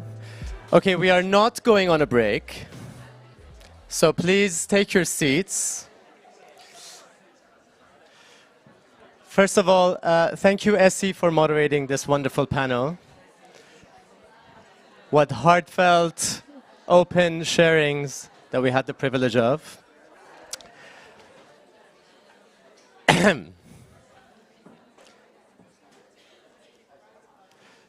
We're going to have some fun now. The time has come for the finalist pitches. For anyone who's new, I'll remind you that the Conduit Young Innovator Awards categories are climate, education, social justice, and inclusion.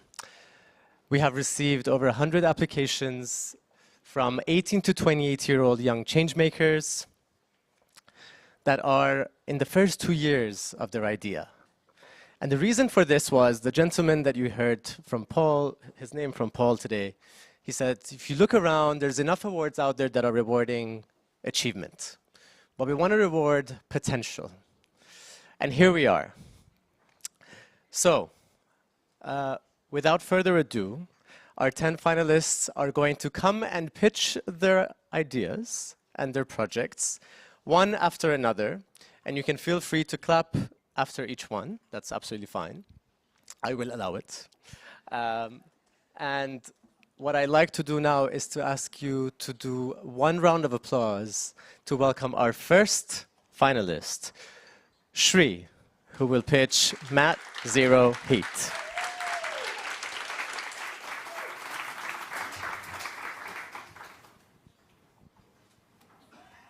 That can take the front and center. Thank you. Good afternoon. I am Shri Holima, the founder of Mat Zero, a safe and sustainable heating solution for disaster relief, refugees, and emerging economies. And we are so proud to be part of the Leave No One Behind movement, helping refugees survive and move beyond. Each winter, millions across the globe suffer Each year, millions across the globe suffer extreme hardship during the winter months. NGOs and aid agencies provide heating in good faith, but they often end to devastating consequences. Current heating systems are toxic, release CO2, and are expensive, around $300 per family per year. It is evident we need a solution, and what you see before you is just that. We have created Mat Zero, a three-part system running off a solar panel, a battery, and the heated mat. The mat lasts up to 8 hours with current battery size and heats up to about 40 degrees plus. Mat Zero emits zero CO2, zero toxic fumes, is cost-effective, and has a multi-year lifespan with design for repairability embedded. Mat Zero saves lives and the planet. And now we need your help to accelerate Mat Zero to field. There are 108 million forcibly displaced people worldwide. That's 33 million needing life-sustaining heat every single winter, leaving 6.3 million households needing greener, better, safer heating solutions. And the UNHCR predicts that it's going to get worse. By 2030, the number is predicted to go up to 200 million. The mat is rolled out into any type of shelter and heats you up from the ground up, keeping families warm and safe, heating the person, not the space. The durable heating system is made affordable through selling to high-volume markets and running specific donor-based projects. But Mat Zero is not just about the product. It goes far beyond survival.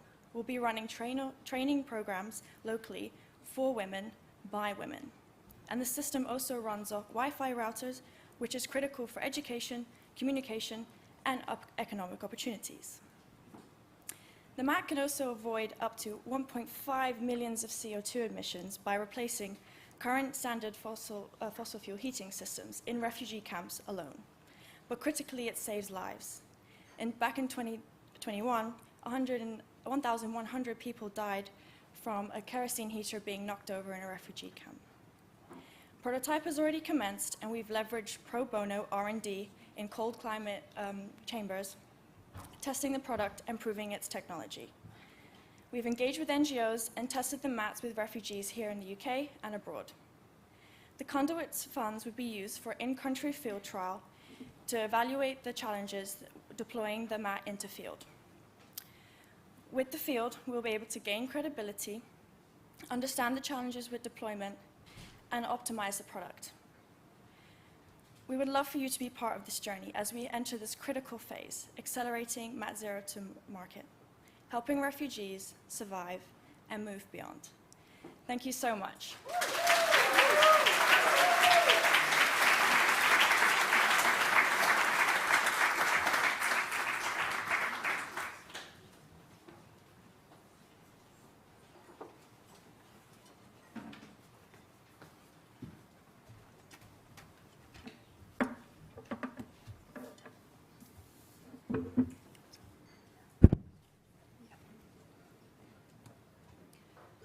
Area, construction, and industrial activity lead to more than 2 billion tons of waste.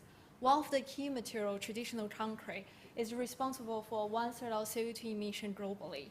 My name is Ihan. And I'm Kara. As an engineer and a designer who cares about sustainability, we have a huge issue with concrete, a high demanded design material. It is just not sustainable enough. Turns out we are not alone. Many of us in the design world have the same issues.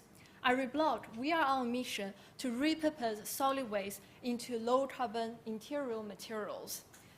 Here is freshly collected red mud samples from the factory, and we managed to make this waste into these valuable materials. So we have patented material recipe that transforms solid waste into low carbon, attractive, and high performance material. Unlike any other product in the market, our technology captures CO2 from the environment and stores it stably within the material. It cuts down 90% of CO2 compared to traditional concrete. It uses less energy by making the material greener, faster to cure, and cheaper. It also looks appealing, perfect for diverse creative application. What is more exciting, the market size for decorated concrete is massive. It's expected to reach more than 6 billion pounds by 2030. Reblock material is in this area, which have a huge potential. We sell material and customization service to design firms, interior companies, cool-cautious industrious brands, and educational institutes. We provide 3 levels of service: the basic, direct sale of reblock material kits; professional, offering customization service; and also premiums, offering full production and consultation service based on your needs. We are a multidisciplinary team composed of designers, engineers, scientists, and strategists with extreme chemistry, unique insights to these problems. We are supported by a broad, growing force of expertise. We just won a Sustain Tech competition organized by Techno Internationals. We have 6 clients now, and one of it just launched their product crafted with our materials. Within 2 weeks' time, we have already collected more than 20 letters of intent from sustained companies and creative people to buy our products. And what is more exciting, we are going to have a research collaboration with UCL, funded by UK government grants.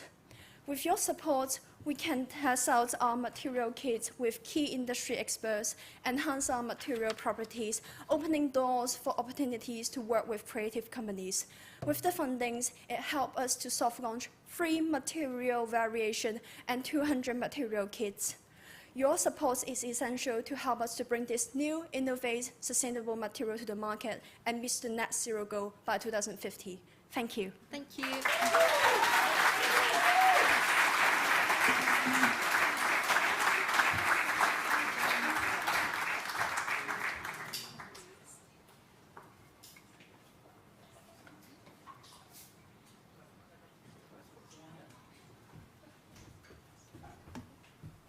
Can I not go handheld? Is that all right? Thank you very much. England is set to run short of water within 25 years.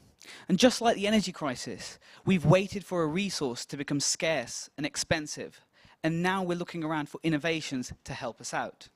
The clock is ticking, and we need to start innovating now. We need to support behavioral change that prioritizes water for sanitation and drinking. On average, a single person uses around 165 litres of water per day in the UK. Around 70% of the wastewater produced that leaves the household is considered grey water and could be recycled with low levels of filtration.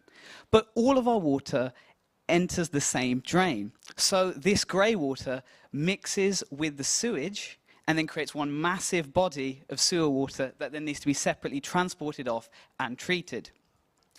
At Lilo, we target sustainable water consumption by collecting retrievable shower water at the source. We filter that water and then we use it to wash our clothes. It's a bit weird, I know. Not only does this reduce the amount of water the amount of grey water that's entering the sewage, but it also saves the additional 62 litres of water that would otherwise be used in every single wash cycle. And we've done this with the help of our award-winning portable washing machine. That, using clever chemistry and innovative engineering, optimizes your water and energy use. By reusing water in this way, we've actually created the ideal conditions for your laundry detergent to act. And that's had a knock-on effect, because your carbon footprint is also reduced with every single wash by about 80% compared to, again, a standard washing machine.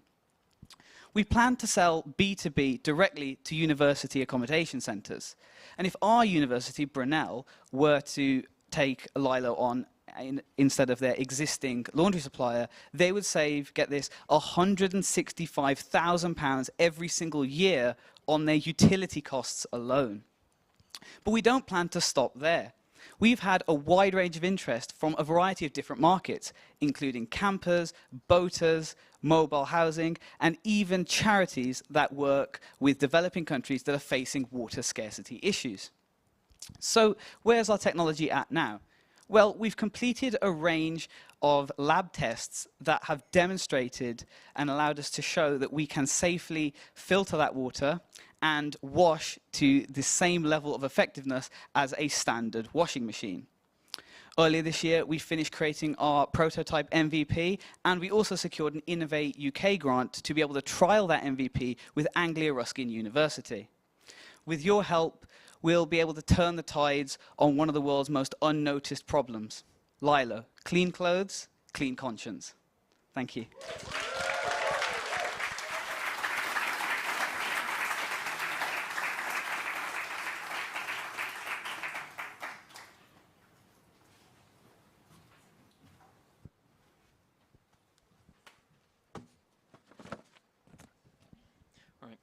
Hi, I'm Greg, and today I'm going to present Page Connect, a revolutionary tool lowering the barriers to learning Braille. The UK is home to over 340,000 people who are registered blind or partially sighted, and only 1 in 4 of working age are employed. Braille is a tactile system which enables these people to read, write, and access education and employment. Braille is crucial for spelling, grammar, punctuation, maths, and for learning languages. To read and write, blind people emboss paper using a Braille writer which has sold 400,000 units worldwide and been hailed as the best machine ever invented to teach students Braille. However, the information produced cannot be easily stored and shared or understood by people who cannot read Braille. We aim to change this. Our team is building Page Connect, an affordable adaptation for Braille writers. People swap the base of their Braille writer with the Page Connect board, which has sensors to record key presses as they emboss paper. This transforms their classic Braille writer by connecting it wirelessly to any phone, tablet, or laptop for instant translation and gamified learning. For example, if a child is writing Braille, their parent will be able to read the print translation on the web app and provide help and support.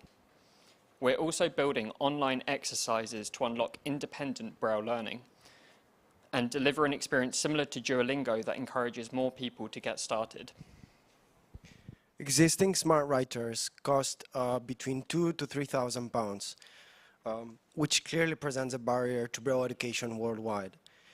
We can deliver Page Connect for a tenth of the price at £200. We have now manufactured our first big batch of units, and we're ready to deliver it in the UK with the help of the largest distributor in the UK, Sight and Sound. We're also excited to share that we've started working with the American printing house to adapt Page Connect for the US market. Last year they delivered over 20 million pounds in educational resources to 50,000 blind students to ensure they have everything they need on the first day of school. We are a group of, Page was founded by a group of 5 Imperial College London engineers alongside Braille experts and advocates dedicated to lowering the entry-level price to learning Braille. We've received backing from organizations such as the National Braille Press, Big Change, and Royal Academy of Engineering. As Page Connect starts to enter classrooms, we need your help. Join us in our mission to put Page Connect in the hands of Braille users and modernize the 400,000 Braille writers that have been sold worldwide. If you want to learn more, you can go to pagebraille.com, and thank you so much for listening.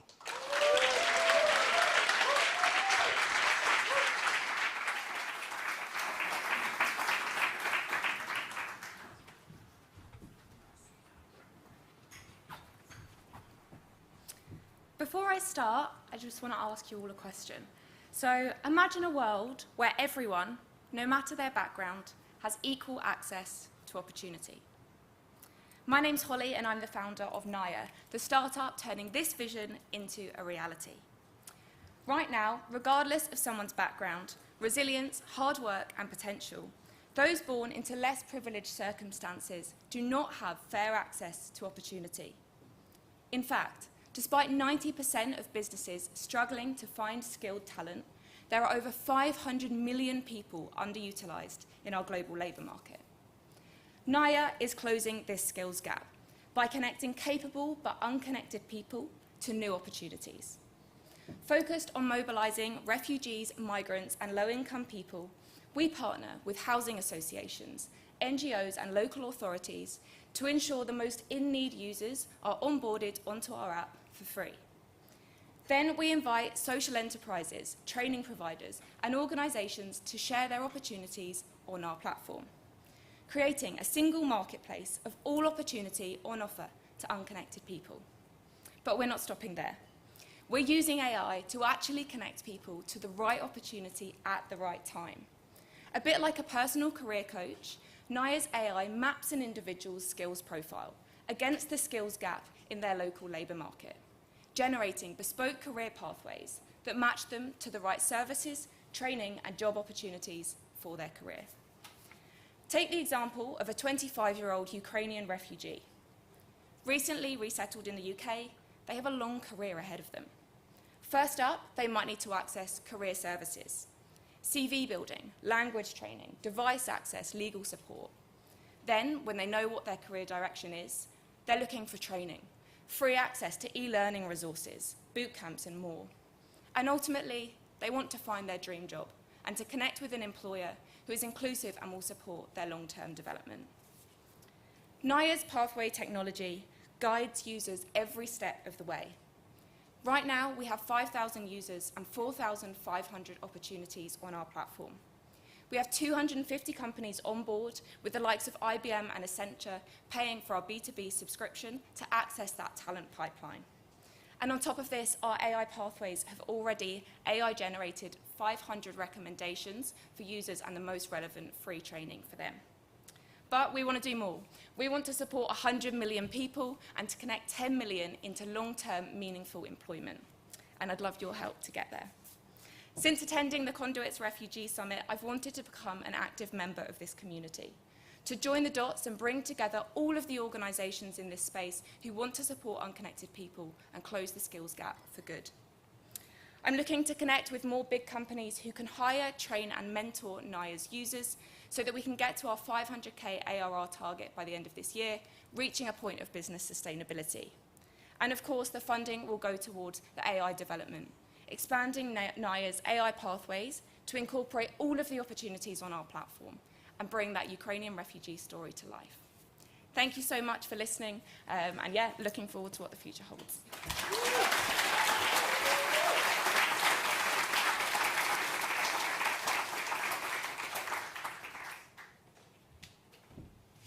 Good afternoon, everybody. My name is Isaac Knapp, the proud founder of Huddle ADHD. So firstly, I would like to thank all of you for coming today. It is truly an honour to be able to share such a fantastic platform with some of the brightest change makers of tomorrow that share with me the belief that enterprise is the ultimate conduit for a better future. Over the past 25 years, the incidence and diagnosis of ADHD has been drastically rising. In the UK alone, there are 4.6 million people with ADHD. However, social attitudes to better understand the condition and the provision of effective support is not meeting the needs of this growing community. At Huddle, we are embarrassed that this is the case. At Huddle, we are embarrassed that this is the case. Every day, ingenuity is totally wasted, and I would like to take this opportunity to apologise to the entire ADHD community. I would like to apologise to those that had their different behaviours punished at school. I'd like to apologise to those whose teachers gave up on them because they did not understand how to properly support them and threw away their future opportunities. I'm also deeply apologetic to those that were forced onto psychiatric medication because they did not fit the mould that society wanted them to be. I'm also sorry to those that had their freedoms and future taken away by the criminal justice system, just because their risky and impulsive behaviours predisposed them to offending. Furthermore, I am also sorry to anyone that had to tone down their passion at work just because their employer could not handle their energy or different ways of thinking. Huddle believes we can fix this. We will do this by fostering a wholesale paradigm shift in the way that neurodivergent support occurs. We promise to drive forward accessible and holistic support in both the public and private sectors. Primarily, we will do this through coaching, but also by training support providers and also offering consultancy. But we do not stop there. We will also augment support services with innovative digital solutions that help support providers increase the efficiency, effectiveness, and scale of their operations. Overall, Huddle's vision for the future has received enthusiastic responses, and we have also had a lot of positive traction. For example, we have established partnerships with 5 secondary schools, 1 university, and NHS Trust in East London. Overall, our pioneering approach and growing network of public and private partnerships places Huddle in a unique position to shape the future of neurodivergent support. Today, I ask that you join Huddle pave a future of unbound opportunity and help empower neurodivergent minds all over the globe. Thank you.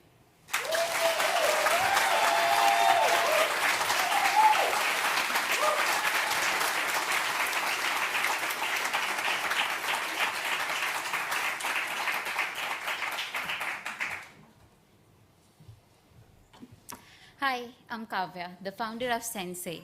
At Sensei, we are making spaces safe, inclusive, and accessible for the visually impaired people.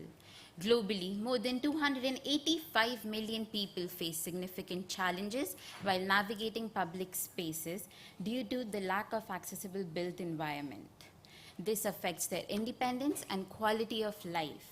Sadly, this includes my dad, who was diagnosed with diabetic retinopathy, a vision impairment that causes blind spots in your vision. And overnight, the way he viewed the world changed completely.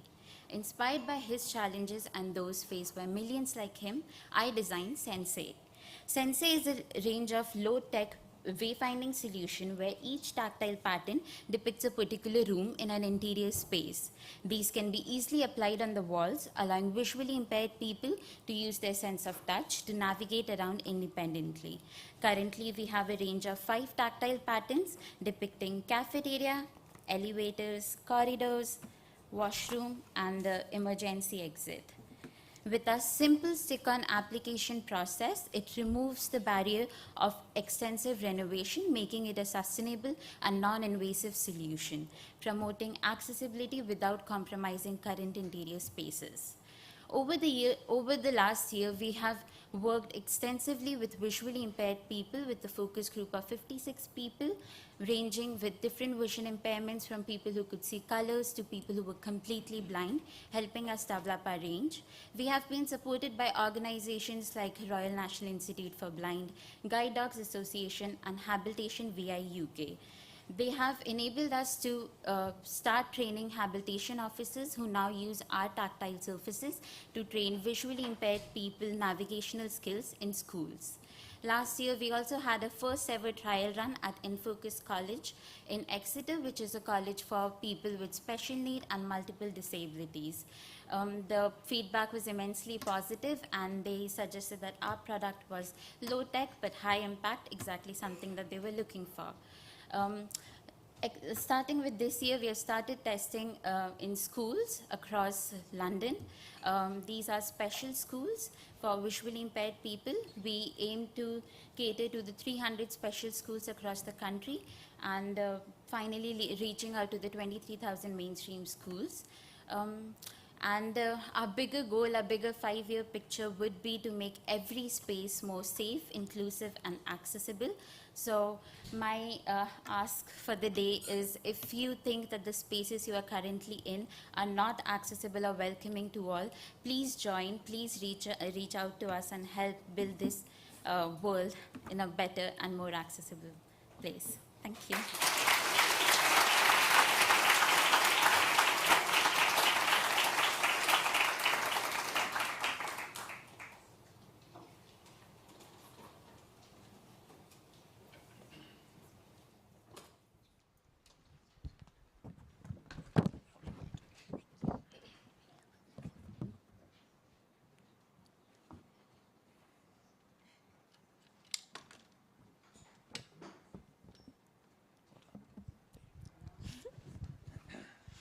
Hello, I'm Georgia. And I'm Josh, and we're the co-founders of Zeal Lifestyle, bringing to market a new generation of desirable and sustainable walkers. A walker is a device that supports anyone with limited mobility. Up to now, walkers have been designed with a purely medical and functional focus, neglecting the design and the emotional impact this has on the user. In 2021, my great-auntie Deb, who's 86, required a walker to prevent her from falling. We got to the store and our hearts dropped. There they were inside a tired 20th century shop fit perched between adult nappies and toilet seats. This whole experience was degrading for great Auntie Deb. We shouldn't have to compromise our personal identity to afford the ability of movement. We want to look good, feel good, and most importantly, feel valued. This is what inspired us to launch Zeal Lifestyle. Zeal takes age out the equation. We exist to remove the stigma of walkers. The most stylish, premium products on the market, we utilise aircraft-grade aluminium and F1 engineering to offer the safest and strongest design. Our protected smart steer technology offers the smoothest ride, while our simple click and lift adjustable arms reduce strain.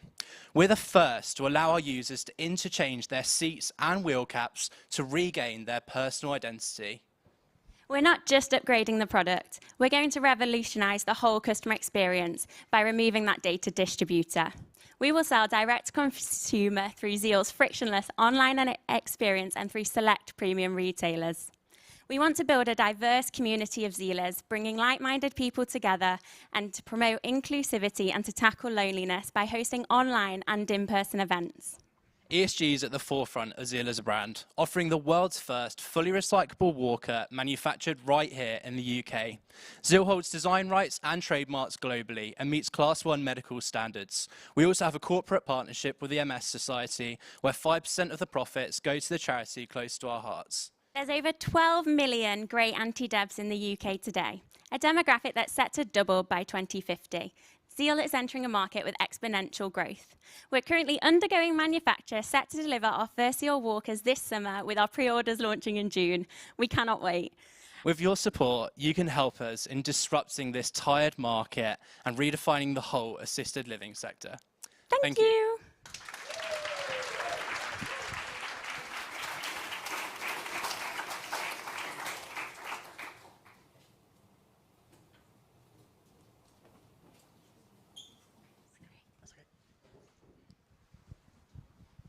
Cool, so I'd like to start with a question first with a simple show of hands. How many of you guys are concerned with the physical health and mobility of an elderly person that you guys know of? Cool, so quite a lot of you. So what if we can turn this worry into action, whereby we use cutting-edge technology to empower and give back mobility to the elderly? My name is Alok, founder of Uplift, and this is our vision. In the UK alone, 30 million individuals suffer with age-related musculoskeletal conditions. This includes falls and weaknesses, really captivating them into a life of pain and also dependency. Globally, this number is even bigger, with 1.7 billion people affected, and this causes a massive financial burden. Only 12% have access to proper care, even though we have a rapidly aging population. For the US, for example, this costs the economy $19 billion annually, and this is due to hospitalization costs, long-term medical support, and absences from work. Current solutions, while they're also inadequate, they don't properly solve the underlying reasons of musculoskeletal conditions. For example, why do people fall, and why do they actually have muscle weakness and general degradation of their body? That's where Uplift comes in. We're developing the world's first wearable, holistically supports the musculoskeletal system. We combine innovative textiles and soft robotics, developing the world's first wearable stimulator that can target both muscle and bone tissue simultaneously. We've also developed the most advanced wearable AI, which can track and monitor your mobility patterns and optimize the stimulation in real time, depending on what you're doing as it adapts and learns to you. It also flags up abnormalities in gaits, predicting things such as falls and also shuffle in gait with Parkinson patients, in addition to providing quantitative kinematic data regarding your rehabilitation, letting you know if you're progressing or regressing, giving you key insights regarding this. In addition to this, we're doing a lot of work to actually prevent falls and directly improve your muscle function and your bone function. So these are directly linked to improving your outputs as you live and as you age. We've had a lot of success with this so far. We're working with a lot of NHS hospitals, in addition to the largest private boutique care home in the UK. We've also just secured our first commercial pilot with an IoT platform in the UK, and we have a soft launch planned in 2025 Q2 of 1,000 units priced at £489 each, and we predict $500,000 in revenue by 2025. Now, we envision two main things. Firstly, a world where aging is linked to vitality and not dependency, and secondly, where we revolutionize textiles and wearables to actually augment function beyond something as simple as just comfort and looks. With your help and support, we can achieve this mission, this goal of really bringing back independence, good physical health, and mobility back to the elderly. Thank you.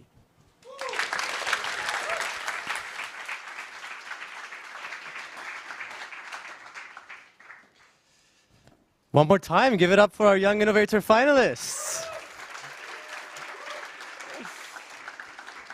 So we are about to break for coffee and speed networking. Before that, just another thank you to our partners, our award partners, strategic partners, and in-kind partners, including Ben & Jerry's, which you'll enjoy on the second floor. We have one more, sorry. I was testing you. Okay, give it up for Alaya. First chance.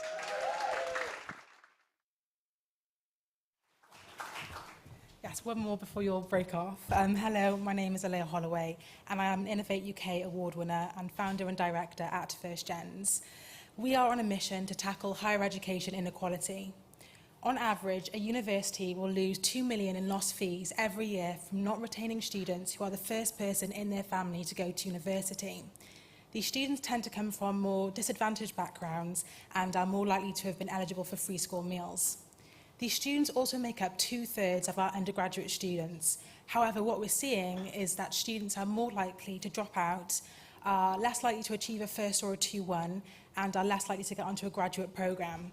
So what we're seeing here is an opportunity and outcomes gap. So how can universities respond to diversity and build inclusive environments so that we can see social justice? Students are imagining and redefining the level playing field. We commissioned a pilot to support first-generation students, and we received applications from students across 28 UK universities. With our community, we built something that we thought we needed in collaboration with universities and graduate employers. Our impact report saw students increase their confidence. We supported them and nurtured them through self-efficacy, coping strategies, and how they can navigate through the first year until the third year of university. So our work has seen us be awarded the Prince's Trust and Princess Diana Award, and we've been invited to the House of Lords and invited to speak with the former Education Secretary. For the first time, first-generation students have been announced as students that are at risk of equality of opportunity in higher education. So we are launching our first event next week in partnership with the higher education regulator. So that's the work that we're up to, and we're really seeking funding at the moment so that we can take this to the next level. We'd like to take our work so that we can support more students by working with more universities. That's where we are today. Thank you.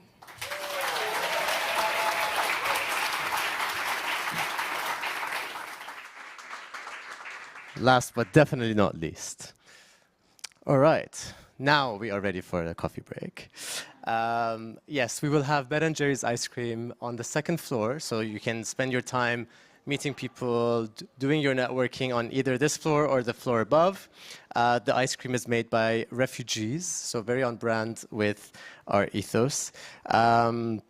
For everyone who's watching online, you will be able to see the movie Amani while we are at the coffee break here, and we will hear from Amani after the coffee break as well. In case you were wondering what happened to Joanna Powers, that was Paramveer, her co-founder. Thank you for the laughs, and then all the other finalists, thank you for the tears, for the inspiration. We'll meet you right back here at 4:50 sharp for 2 fireside chats, and then we'll get on to the awards ceremony. Enjoy.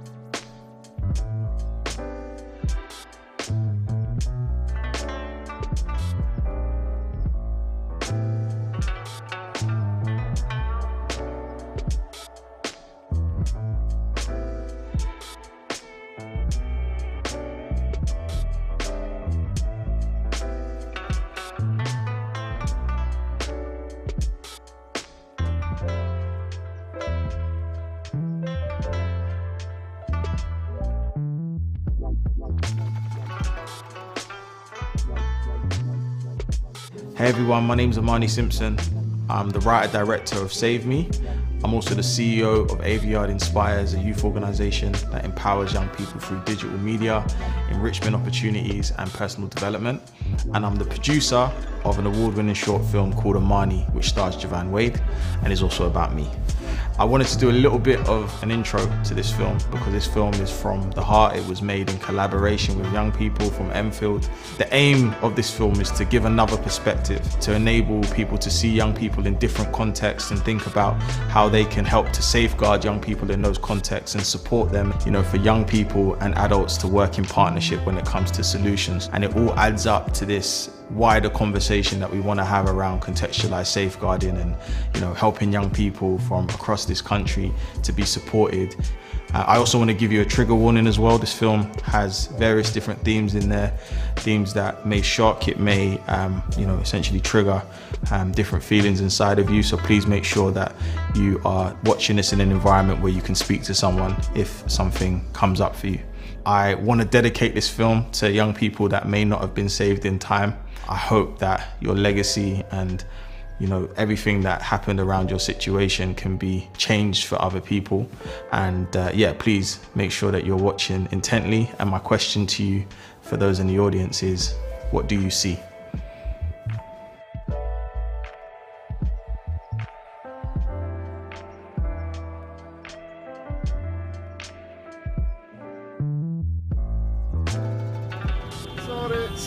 Sorry.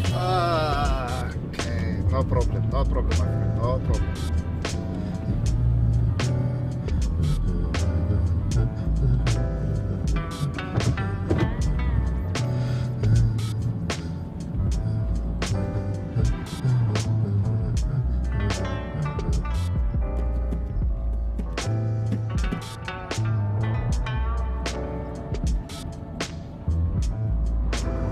What you doing, my friend? What you doing? How to drive. Rashid, there, لبس عليك. Coffee later, yeah? Ale, سلامة.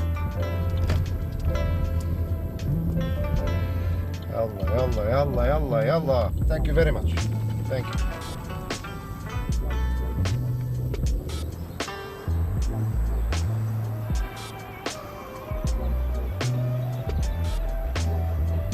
Come on.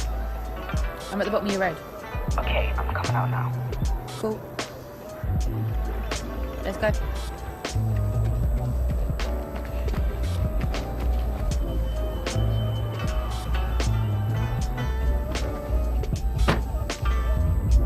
Seatbelt on.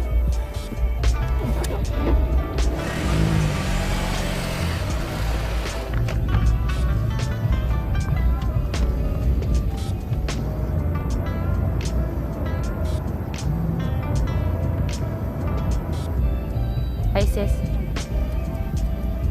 Yeah, we're just on our way. Is anyone there yet? Excuse me, boss. How long till we get there, please?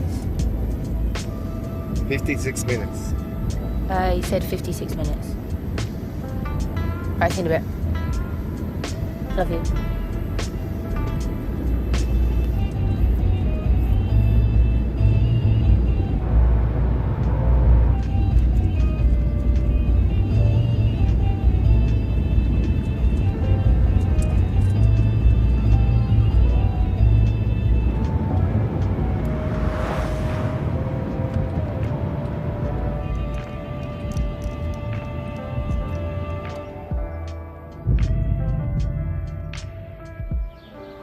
Fam, this guy told me it'll be 5 minutes, fam. It's been... Hey, hurry up, bro, man. On a G ting, bro. You're violating my ting, bro. Bro, you know man's got places to be in that, bro. This better be good, bro. I'm telling you, fam. Oh, you're foul, guy. Please delete that video, right? Please, bring the right peas next time. That was sweet, though. Make sure, Not gonna lie, bro. Recently, you've been moving tight. I told my young G don't do that drill, cause out here road man get the shit that I saw would give man chills, it's real. I know how the man them feel. 15, 12 broken seals, we did not pull up to be to build. Black out with, spin that wheel. Man better know man's gonna see mills. I told my young G don't do that drill, cause out here road man get the shit that I saw would give man chills, it's real. I know how the man them feel.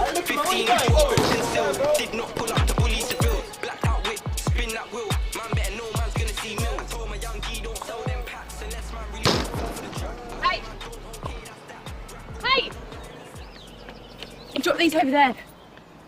Thank you. Don't worry about them idiots. Trade quite well. Going this way. Keep your chin up. You'll be alright.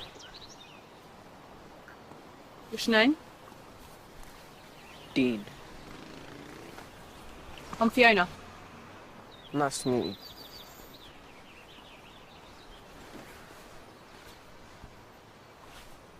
Did you lose someone? Yeah.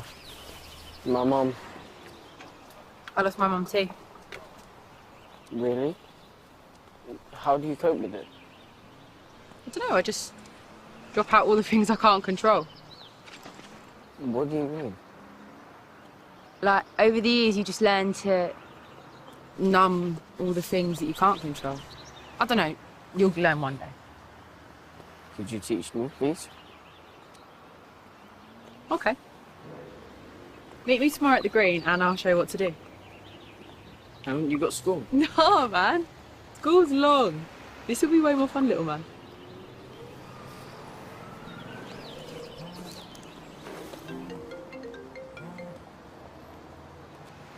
Hiya. Yeah, I'm just walking down. I'll see you in a sec. Anyway, Dean, take my snap and I'll see you tomorrow, yeah? Okay. See you tomorrow. See you tomorrow.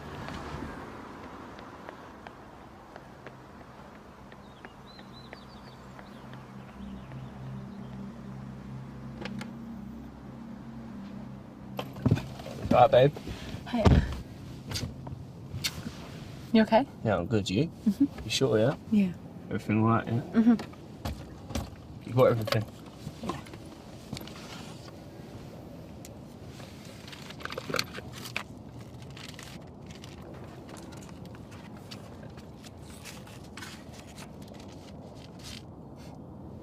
You always deliver, you know that.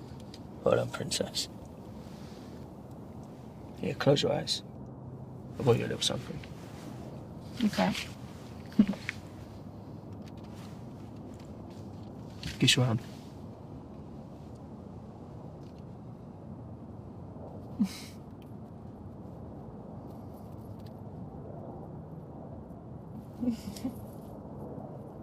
Oh my god, Dame.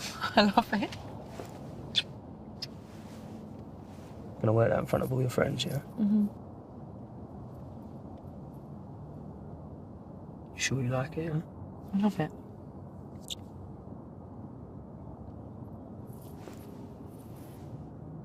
Thank you. Put it on later. Take a picture for me or something, yeah?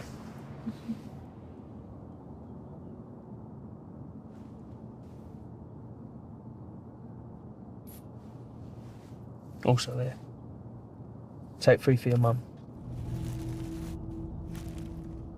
Tell her I said hello. Mm-hmm. Who's that boy you with? Hey, Dean.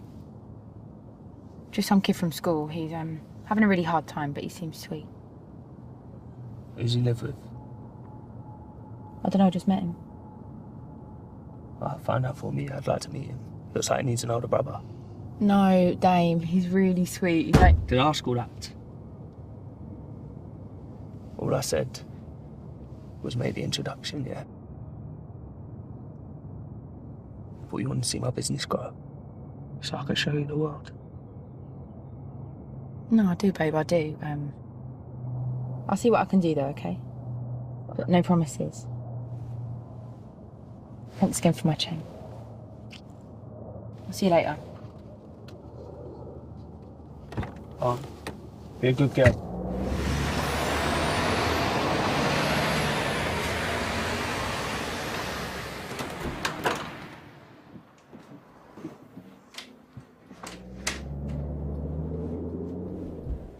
What took you so long?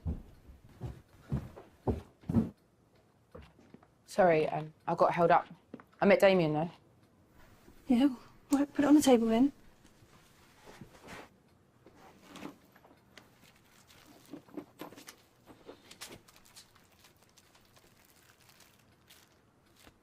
Is that it? He couldn't give you no more? I thought he liked you. Well, maybe if you gave me the money next time. Excuse me? Going to my room. No. No, come here. Don't go thinking you're better than me, yeah? Just because you've got a bit of makeup on, you will always be cheap. And remember, I'm like this because of you. down. You put an end to my dance career and you weren't even worth it. Why didn't you just abort me then? I wish I had. Don't. And look at me when I'm Come talking on. to you. I hate you. I hate you too. Come here. Just get off me.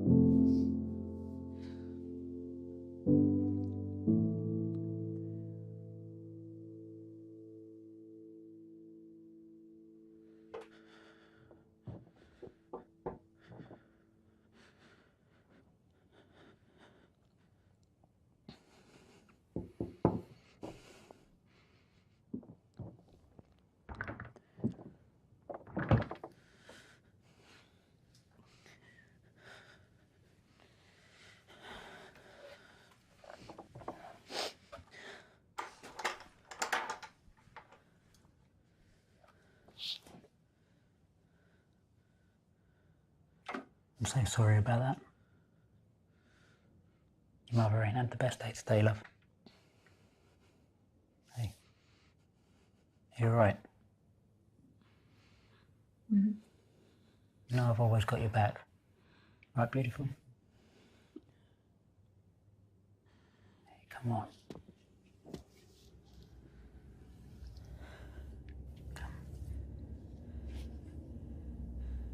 Come. Let me give you a cuddle. Come on. It'll help. Come on.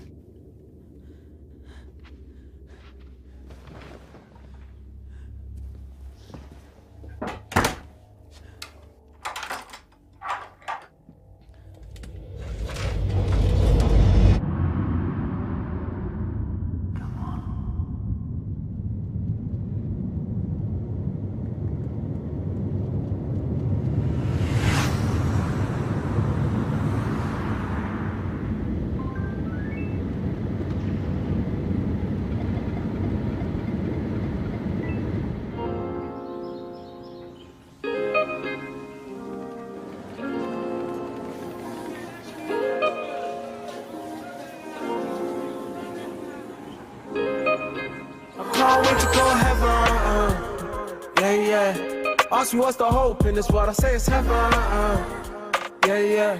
And on my worst days, I just keep my mind on heaven, yeah.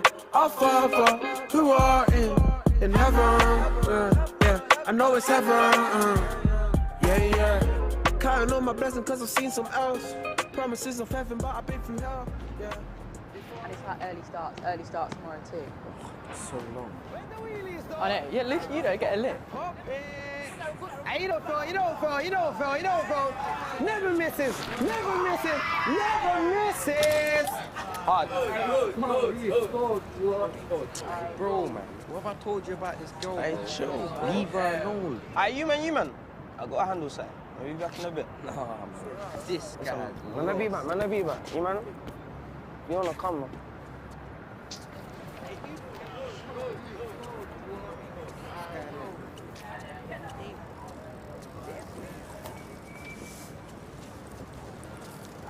Wanna wait for you downstairs?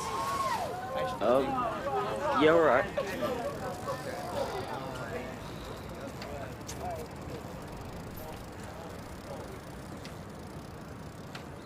Keep it low, man. Stay safe, though. Are you, man? You know, that's the thing I was talking about, you know. I just get on my own thing. Yeah. What's your favourite subject? Music or drama. Oh, drama boy. Yeah. Come on. What's your favourite song? Dunno. Like, I don't... Oh, hi, Auntie Ems. Oh, how you been? Yeah, I've been really good, thanks. Good. How's your dad? Yeah, he's good. He just got a promotion, so he's working lots. That makes sense because I've been trying to get through. But why are you not in school? We've got a half day, so we've got the rest of the day off. Half day? Yeah, Really? yeah. And Dean's come to an appointment with me, so... An appointment? What sort of appointment do you need to go to? Well, we've really got to go because we're running late, but It was nice to meet you. Bye, Hello. Auntie. No. Did this little girl think I was born yesterday?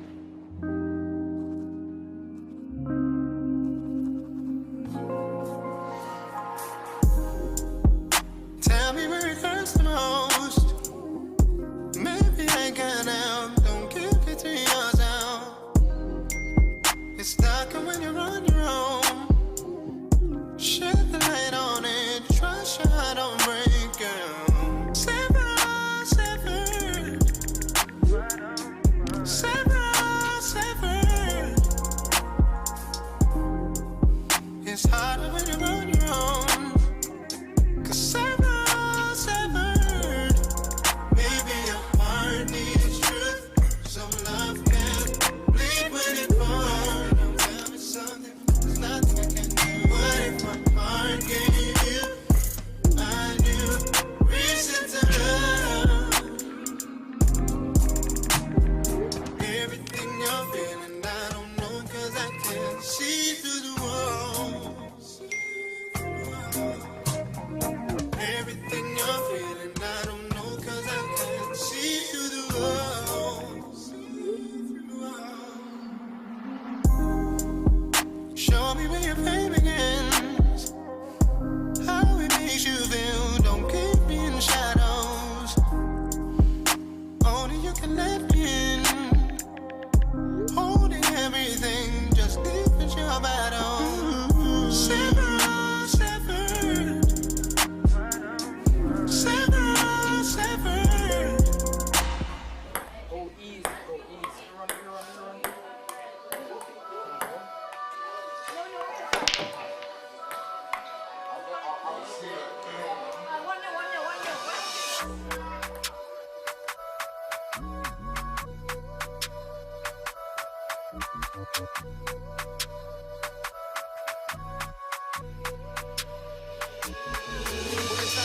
All this ice on me, I can sell fridges. Link me at Selfridges.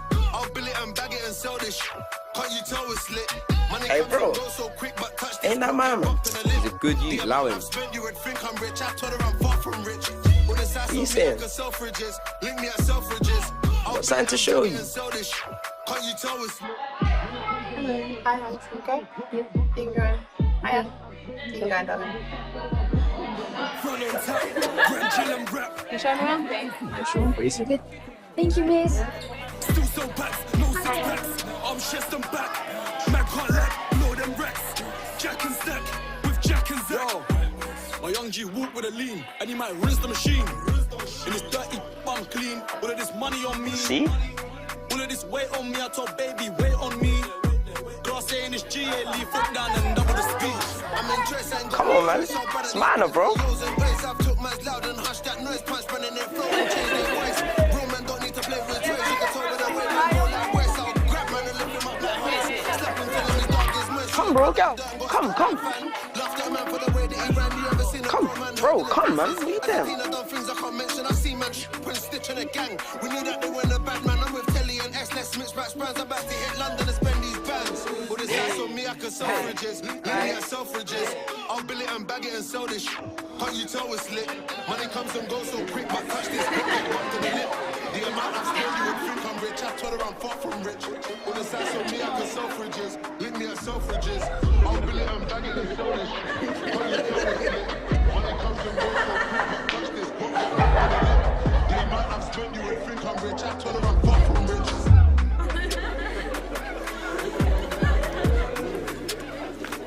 What's wrong? Let me out.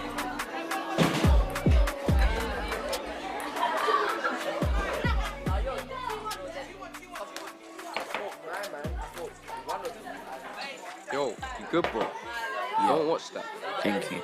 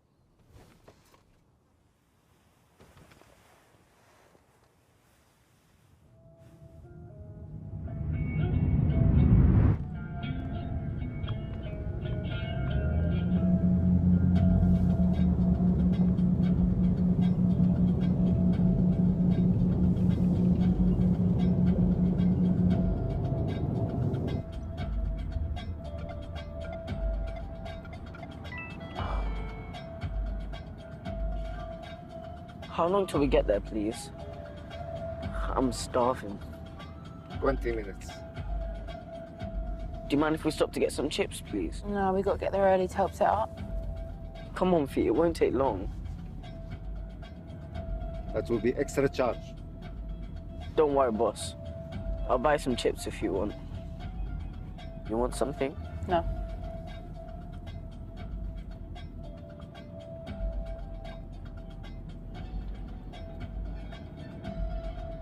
بروح باي 20.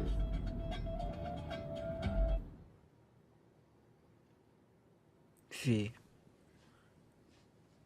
I've got something to tell you. Yeah? I saw that video of you in strikes yesterday, and I can't lie, I was really shocked. I couldn't believe it was actually you. Yeah, I saw you with them laughing. Saw me. Yeah, I was there and I walked in and I watched you laughing with your new mates. How could you? I probably thought you were different from them. I wish you never saw that. When they were laughing at you, I felt pressure to join in. But as I sat with them, I was so annoyed at myself. Ever since we met, you've been nothing but nice to me. I'm sorry that I wasn't strong enough to stick up for you. You should have never violated you like that.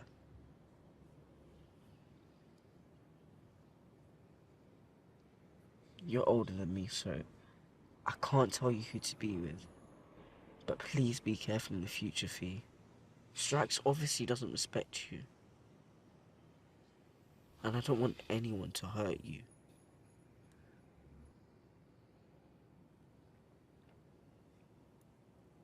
Thank you.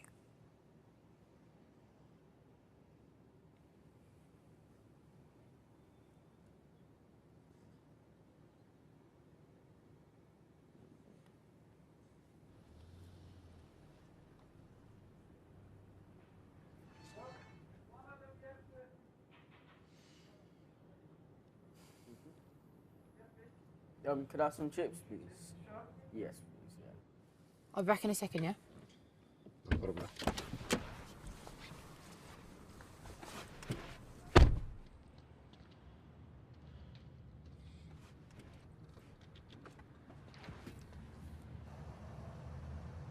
Yeah.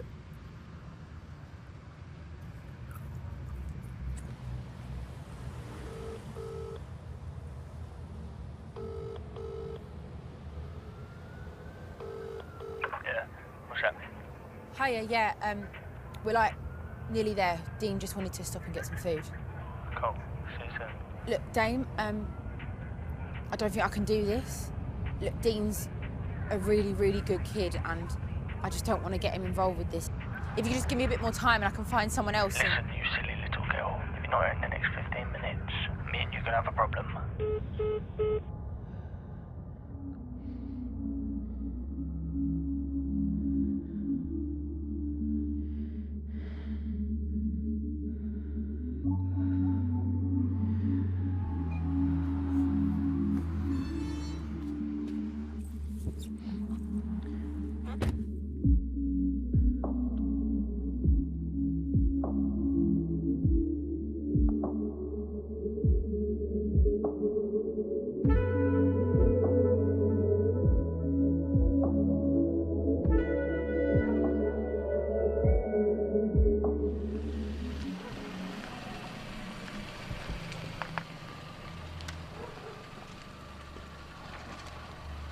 Okay, guys, here we are.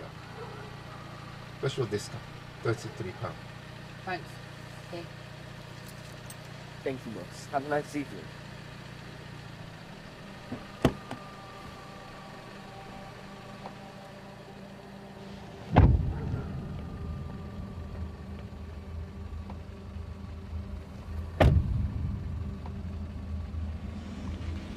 Are you sure this is the right place? Yeah. This is it.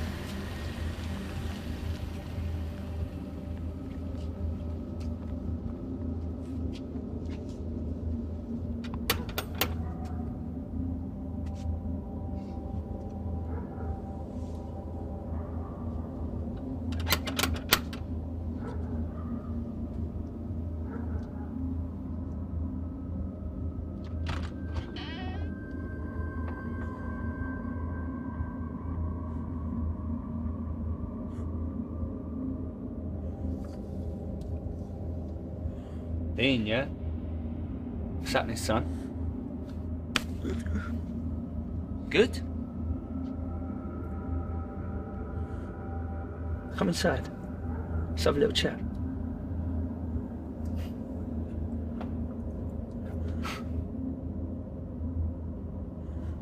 What's wrong with him? Liven up, boy. I'm so sorry. Don't need to be scared. We're all friends here.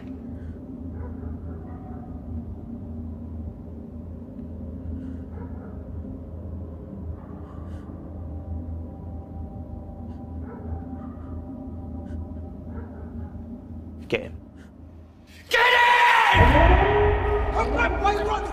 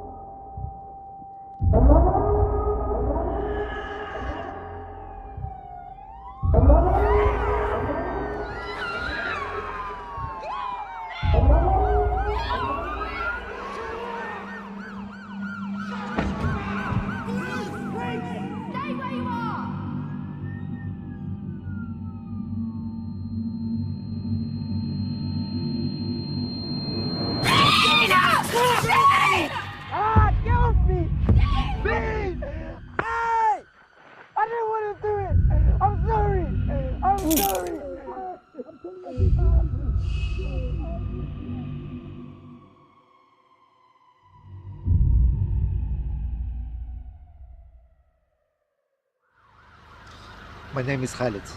Yes, that's my number. Okay? Thank you very much. Thank you. Thank you very much.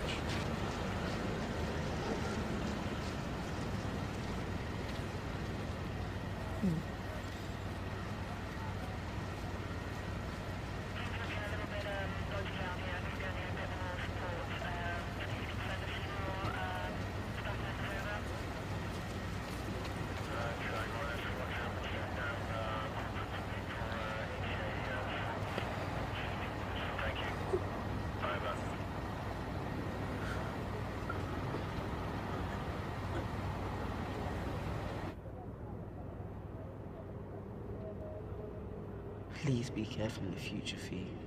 Strikes obviously doesn't respect you. And I don't want anyone to hurt you. Thank you.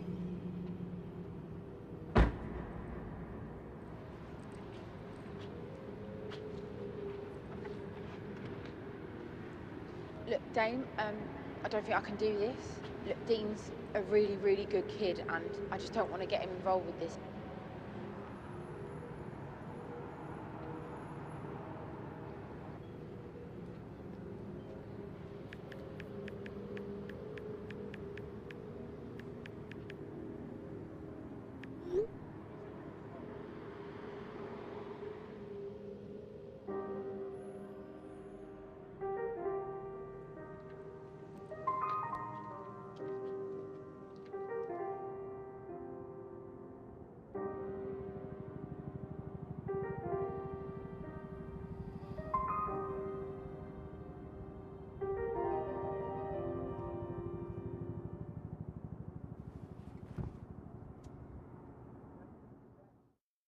BBC Radio and Extra, good morning, it's Remy Bergs with you here.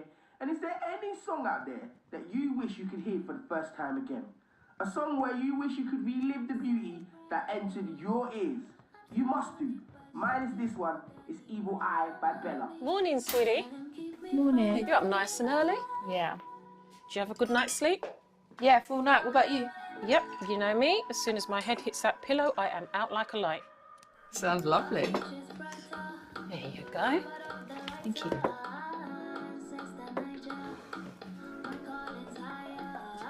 Oh, so tell me, you ready for a fresh start? Yeah, 100%. Comes me no stress, no. Child of God, I'm blessed, yo. People them wanna test me up, but I don't feel no pressure. One of a kind, I'm special. Lives in me, residential. Sometimes I forget though. I still need you to pray for me, yeah. Say a prayer for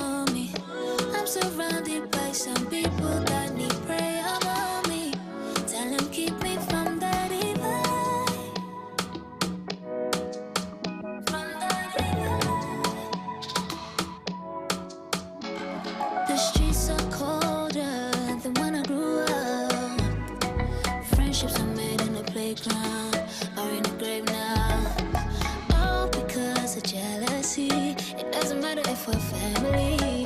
Can't dim my light if I live my life. Wahala comes me no stress, no. Child of God, I'm blessed, yo. People them wanna test me, but I don't feel no pressure. One of a kind, I'm special. Lives in me residential. Sometimes I forget though. I still need you to pray for me, yeah. Say a prayer for me. I'm surrounded by some people that need prayer, mommy. Tell them keep me from that evil eye. From that evil eye. Sing ones who be gassing you up, they be praying on your downfall. But I keep it stepping, they get no reception from me, God knows. Sing ones who be gassing you up, they be praying on your downfall. But I keep it stepping, they get no reception from me, God knows.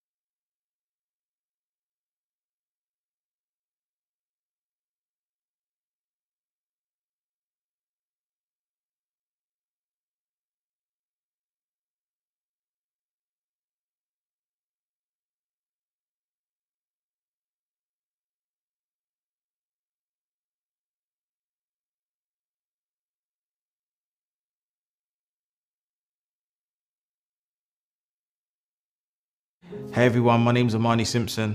I'm the writer-director of Save Me. I'm also the CEO of AVYard Inspires, a youth organization that empowers young people through digital media, enrichment opportunities, and personal development. And I'm the producer of an award-winning short film called Amani, which stars Javan Wade and is also about me. I wanted to do a little bit of an intro to this film because this film is from the heart. It was made in collaboration with young people from Enfield. The aim of this film is to give another perspective, to enable people to see young people in different contexts and think about how they can help to safeguard young people in those contexts and support them, you know, for young people and adults to work in partnership when it comes to solutions. And it all adds up to this wider conversation that we want to have around contextualized safeguarding and, you know, helping young people from across this country to be supported. I also want to give you a trigger warning as well. This film has various different themes in there, themes that may shock, it may, you know, essentially trigger different feelings inside of you. So please make sure that you are watching this in an environment where you can speak to someone if something comes up for you. I want to dedicate this film to young people that may not have been saved in time. I hope that your legacy and, you know, everything that happened around your situation can be changed for other people.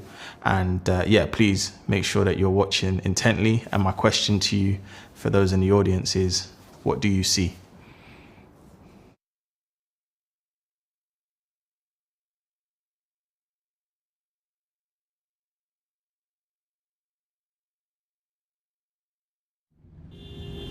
sorry. Okay, no problem, my friend, no problem.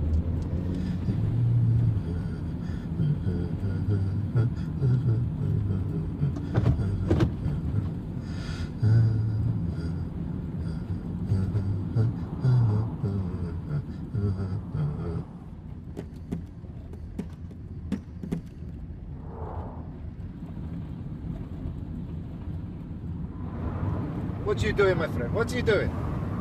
Know how to drive. رشيد كده لبس عليك. Coffee later, yeah? علي سلامة. يلا. Thank you very much. Thank you.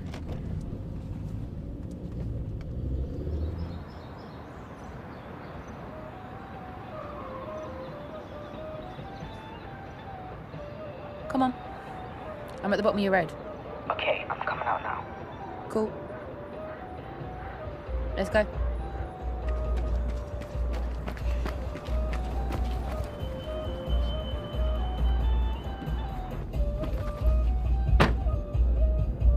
Seatbelt on.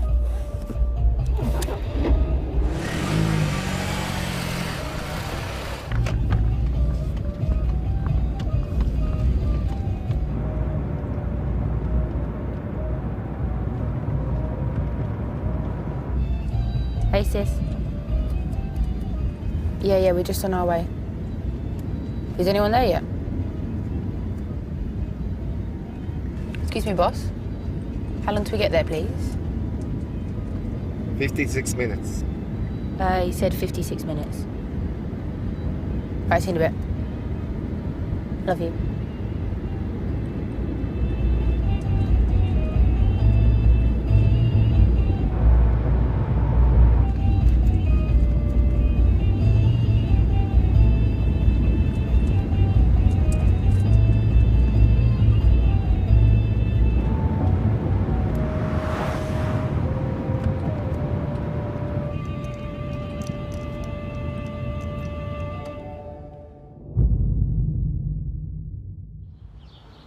Fam, this guy told me it'll be 5 minutes, fam. It's been...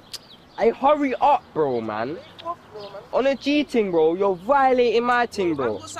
Bro, you know man's got places to be in that, bro. This better be good, bro. I'm showing you, fam. You're a foul Wait, guy, please delete that video, Strikes. Please, bring the right peas next time. That was sweet, though. Make sure, you know. Not gonna lie, bro. Recently, you've been moving tight. I told my young G don't do that drill, cause out here road man get the shit that I saw would give man chills, it's real. I know how the man them feel. 15, 12 broken seals, we did not pull up to police the bill. Black out whip, spin that wheel. Man better know man's gonna see mills. I told my young G don't do that drill, cause out here road man get the shit that I saw would give man chills, it's real. I know how the man them feel. 15, 12 broken seals, did not pull up to police the bill. Black out whip, spin that wheel. Man better know man's gonna see mills. I told my young G don't sell them packs unless man really. Hey! Drop these over there. Thank you. Don't worry about them idiots. Play quite well. Going this way. Keep your chin up. You'll be alright. What's your name? Dean. I'm Fiona. Nice to meet you.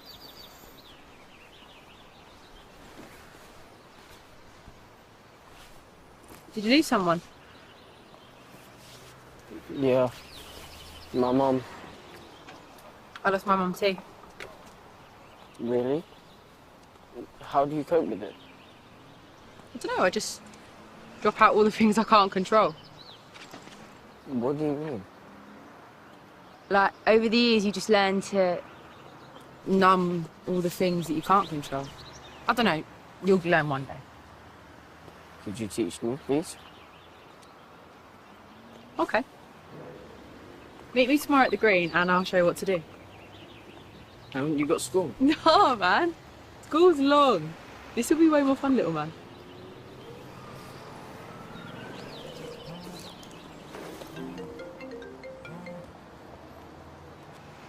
Hiya. Yeah, I'm just walking down. I'll see you in a sec. Anyway, Dean, take my snap and I'll see you tomorrow, yeah? Okay. See you tomorrow. See you tomorrow.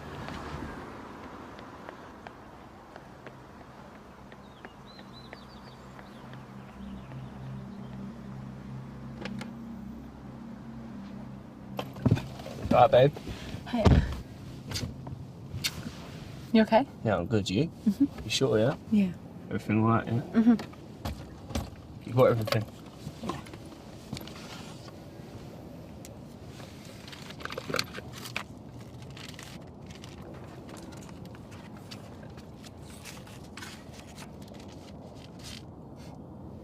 You always deliver, you know that. Well done, princess. Yeah, close your eyes. I've got you a little something. Okay. Kiss your hand.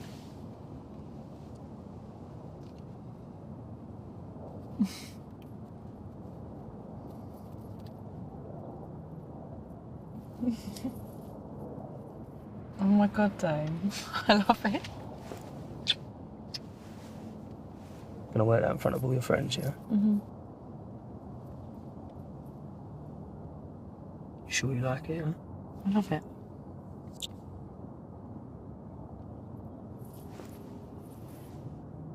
Thank you. Put it on later. Take a picture for you or something, yeah?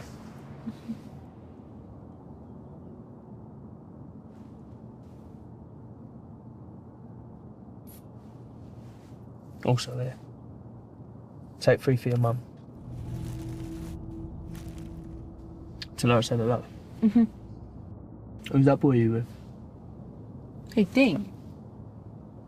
Just some kid from school. He's having a really hard time, but he seems sweet. Who's he live with? I don't know, I just met him. Oh, find out for me. I'd like to meet him. Looks like he needs an older brother. No, Dame, he's really sweet. He's like... Did I ask all that? All I said was make the introduction, yeah? Thought you wanted to see my business grow, so I can show you the world. No, I do, babe, I do. I'll see what I can do, though, okay? But no promises. Thanks again for my chain. I'll see you later. Be a good girl.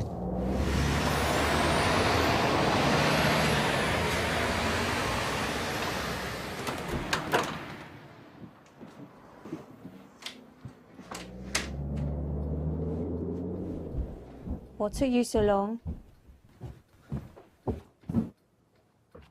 Sorry, I got held up. I met Damien, though. Yeah, well, put it on the table then.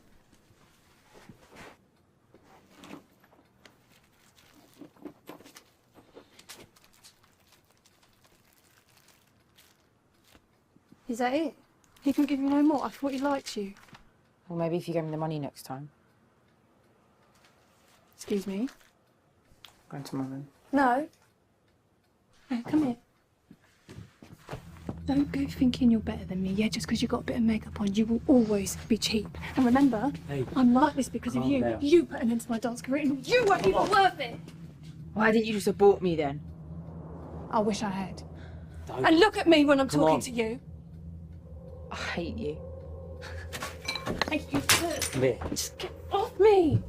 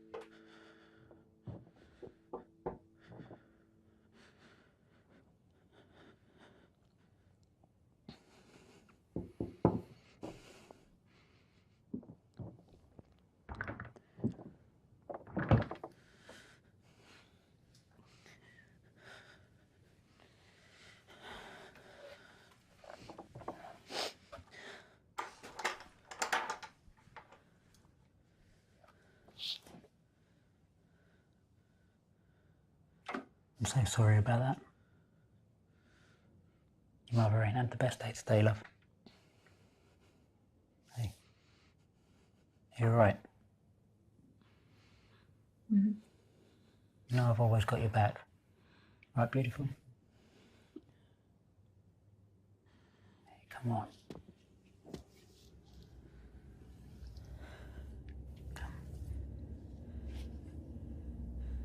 Come. Let me give you a cuddle. Come on.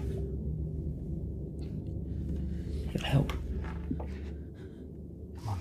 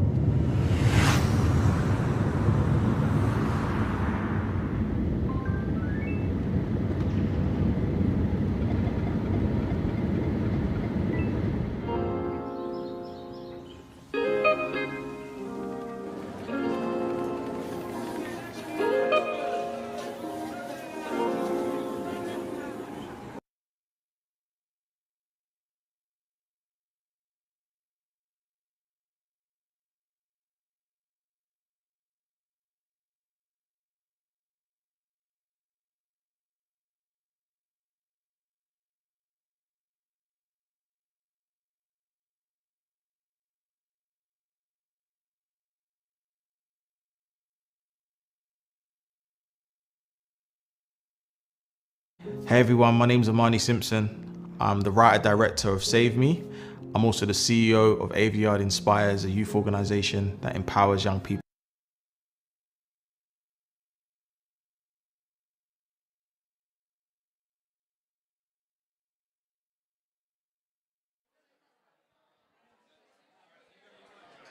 I'd rather use that. Yeah, use the read off this.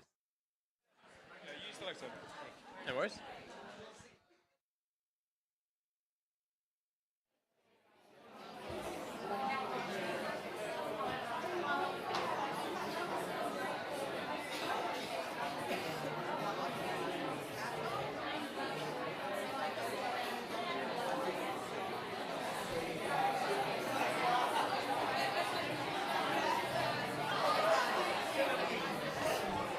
Hello everyone, welcome back. Please start taking your seats. We're about to get started with the second part of the awards.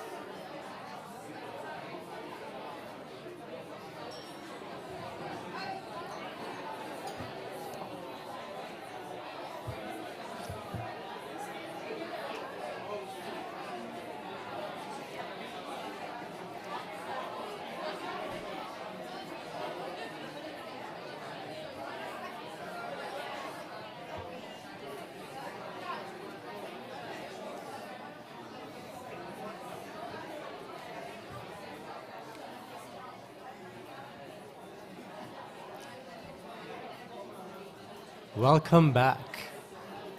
Please take your seats.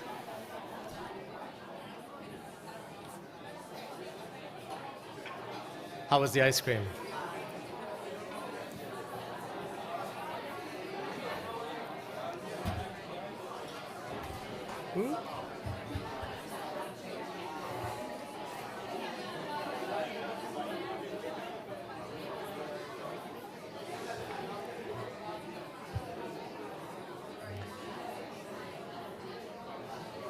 Welcome back. Bienvenido. خوش آمدید. All right. How was the ice cream? Yeah? Non-dairy. Glad you enjoyed it. And you met some new people? Yeah? All right.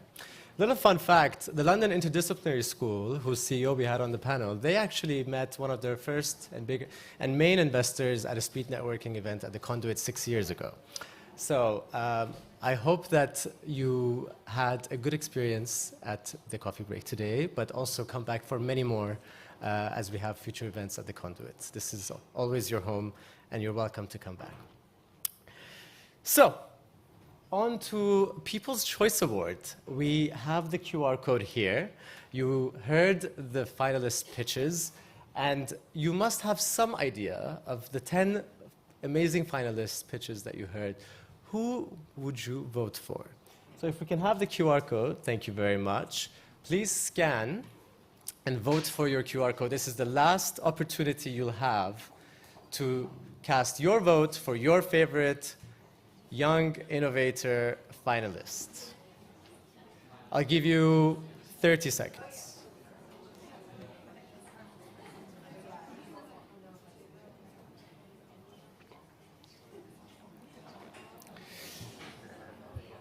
And now I'm very pleased to introduce our next speaker. We're going to hear a lightning talk by John Miller, who has very generously provided a signed version of his book to all of our Young Innovator finalists today. So thank you, John.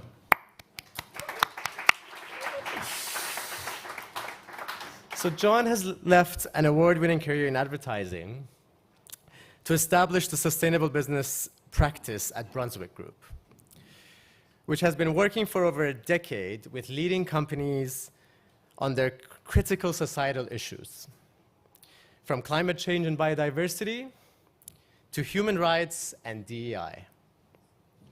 He's also the founder of Open for Business, a coalition of global companies campaigning for LGBTQ+ rights in countries hostile to LGBTQ people.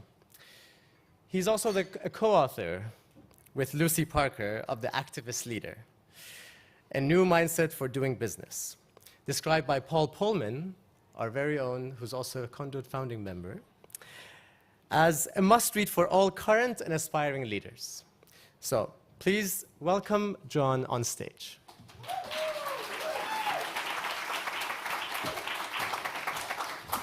Thank you, thank you. Wow, what energy in this room. The ice cream's not bad either.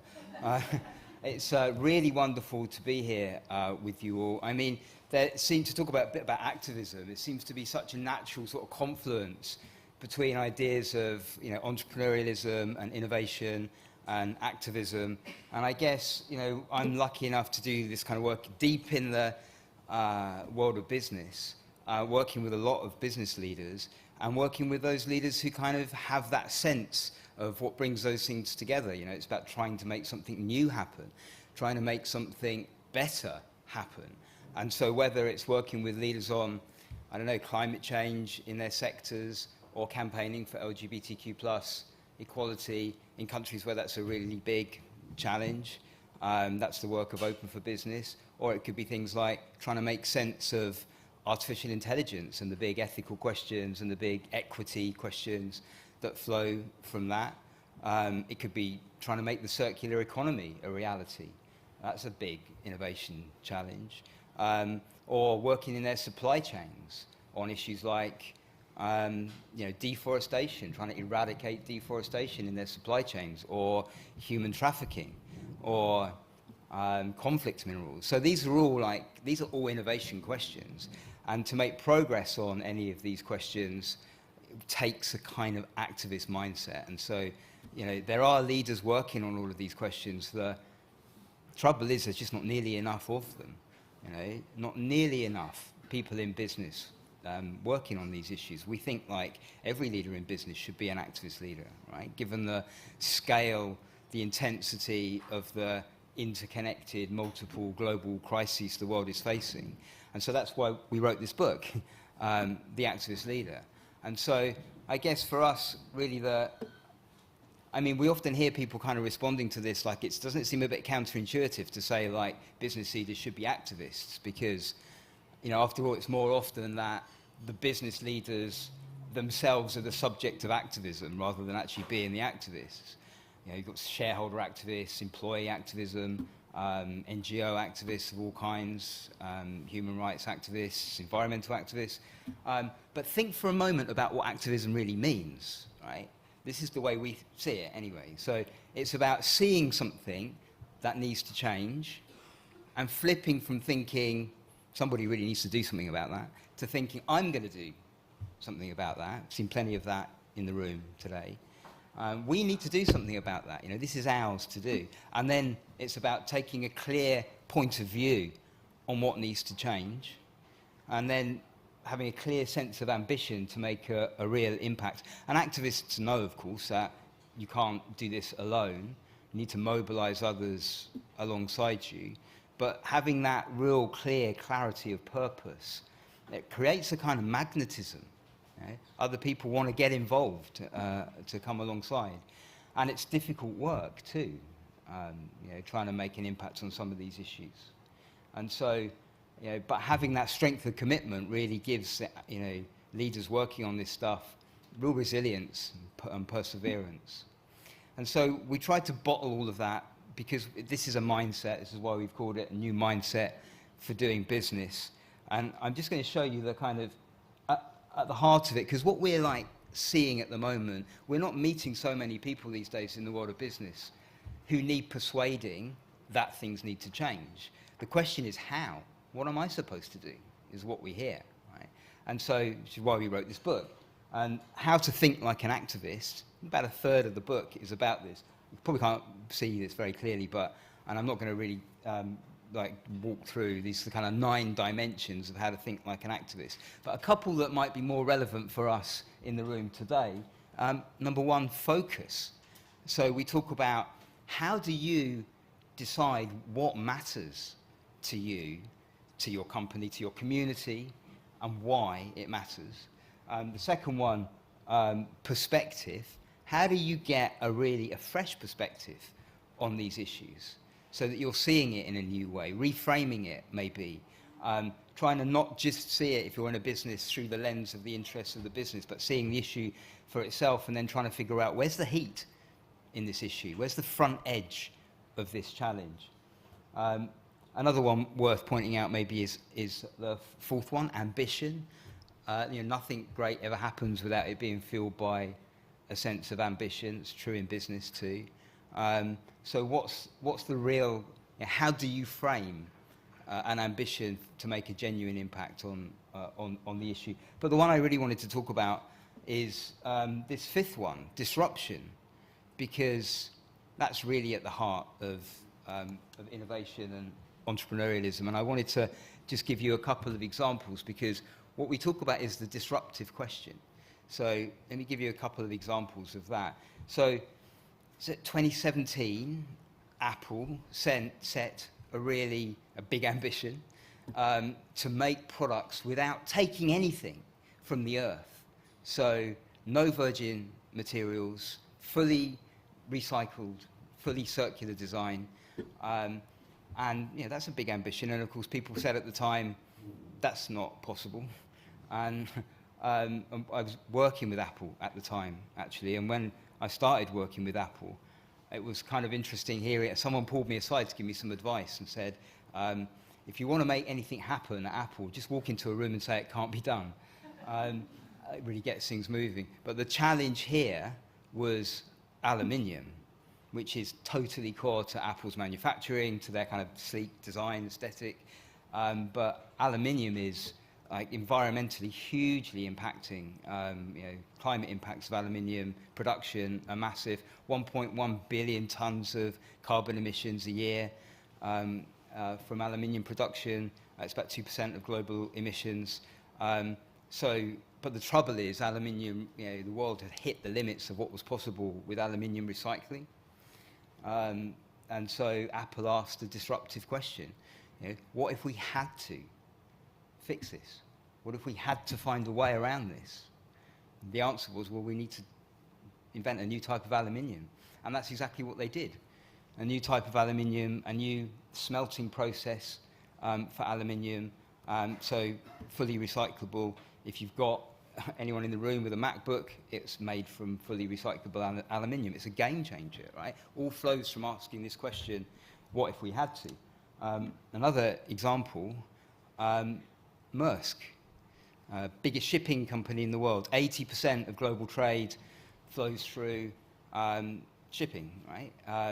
Carbon impacts, climate impacts of that are huge too. 3% of global emissions come from shipping. That's the same as aviation.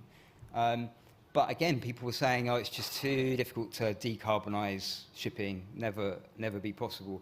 But Maersk asked what we call the disruptive question. You know, they really challenged themselves. What if we absolutely had to do this? What if we had no choice but to figure out how to do this? And the answer for them was, well, we need to invent a new kind of ship.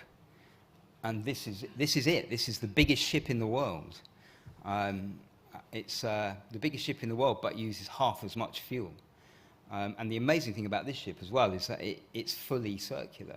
It's designed to be completely dismantled, every component part of it reused down to the last nut and bolt. So this is the disruptive way of thinking about these tough questions. What if we really had to do it?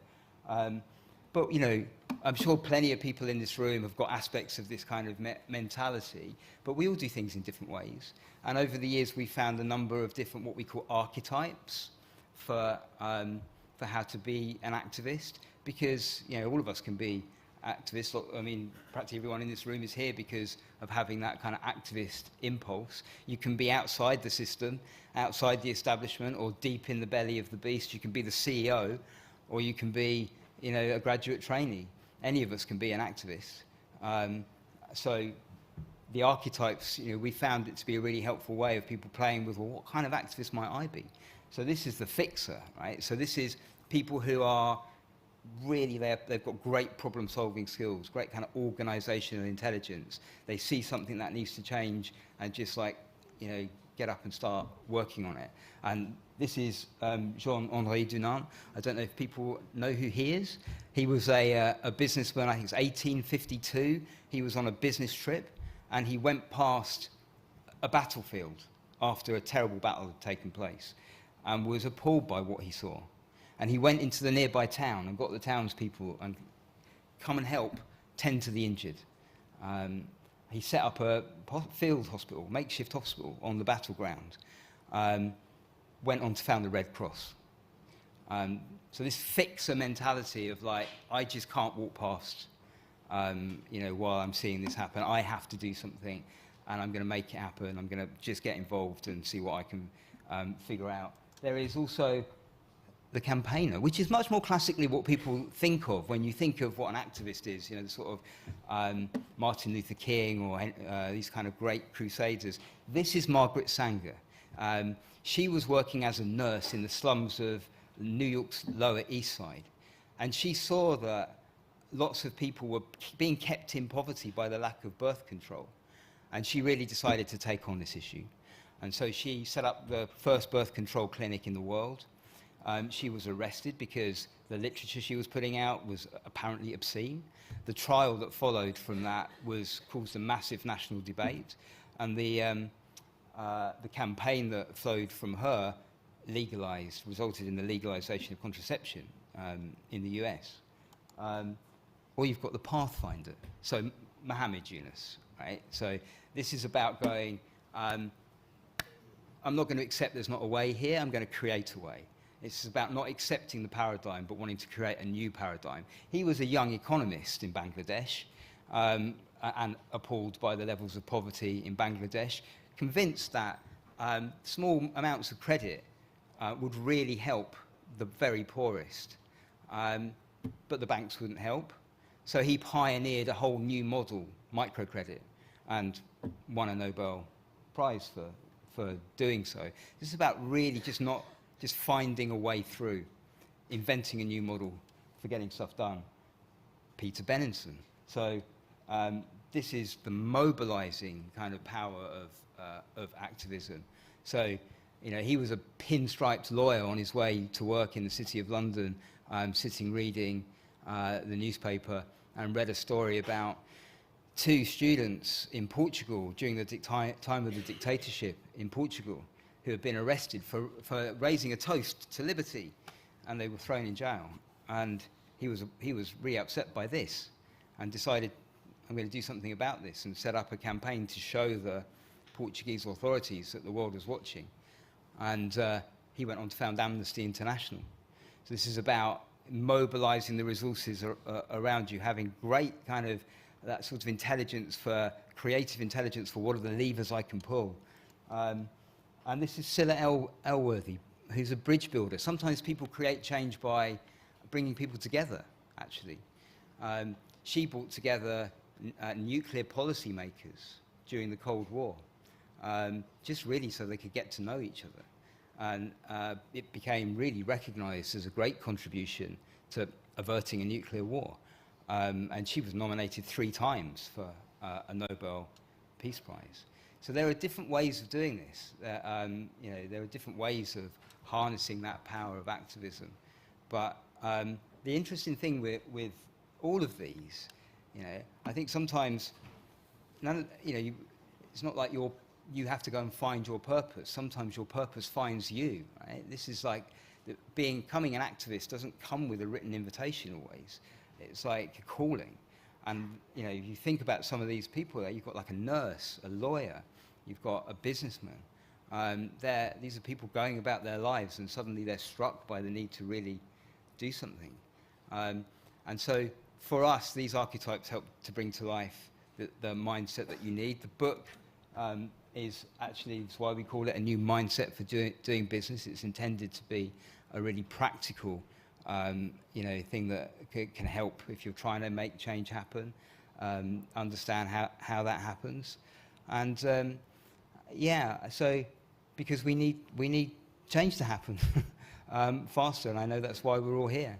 And so it's wonderful to be here in a room full of entrepreneurs and innovators. And huge congratulations to everyone that's been nominated today. I look forward to raising a glass with you later. Thank you very much.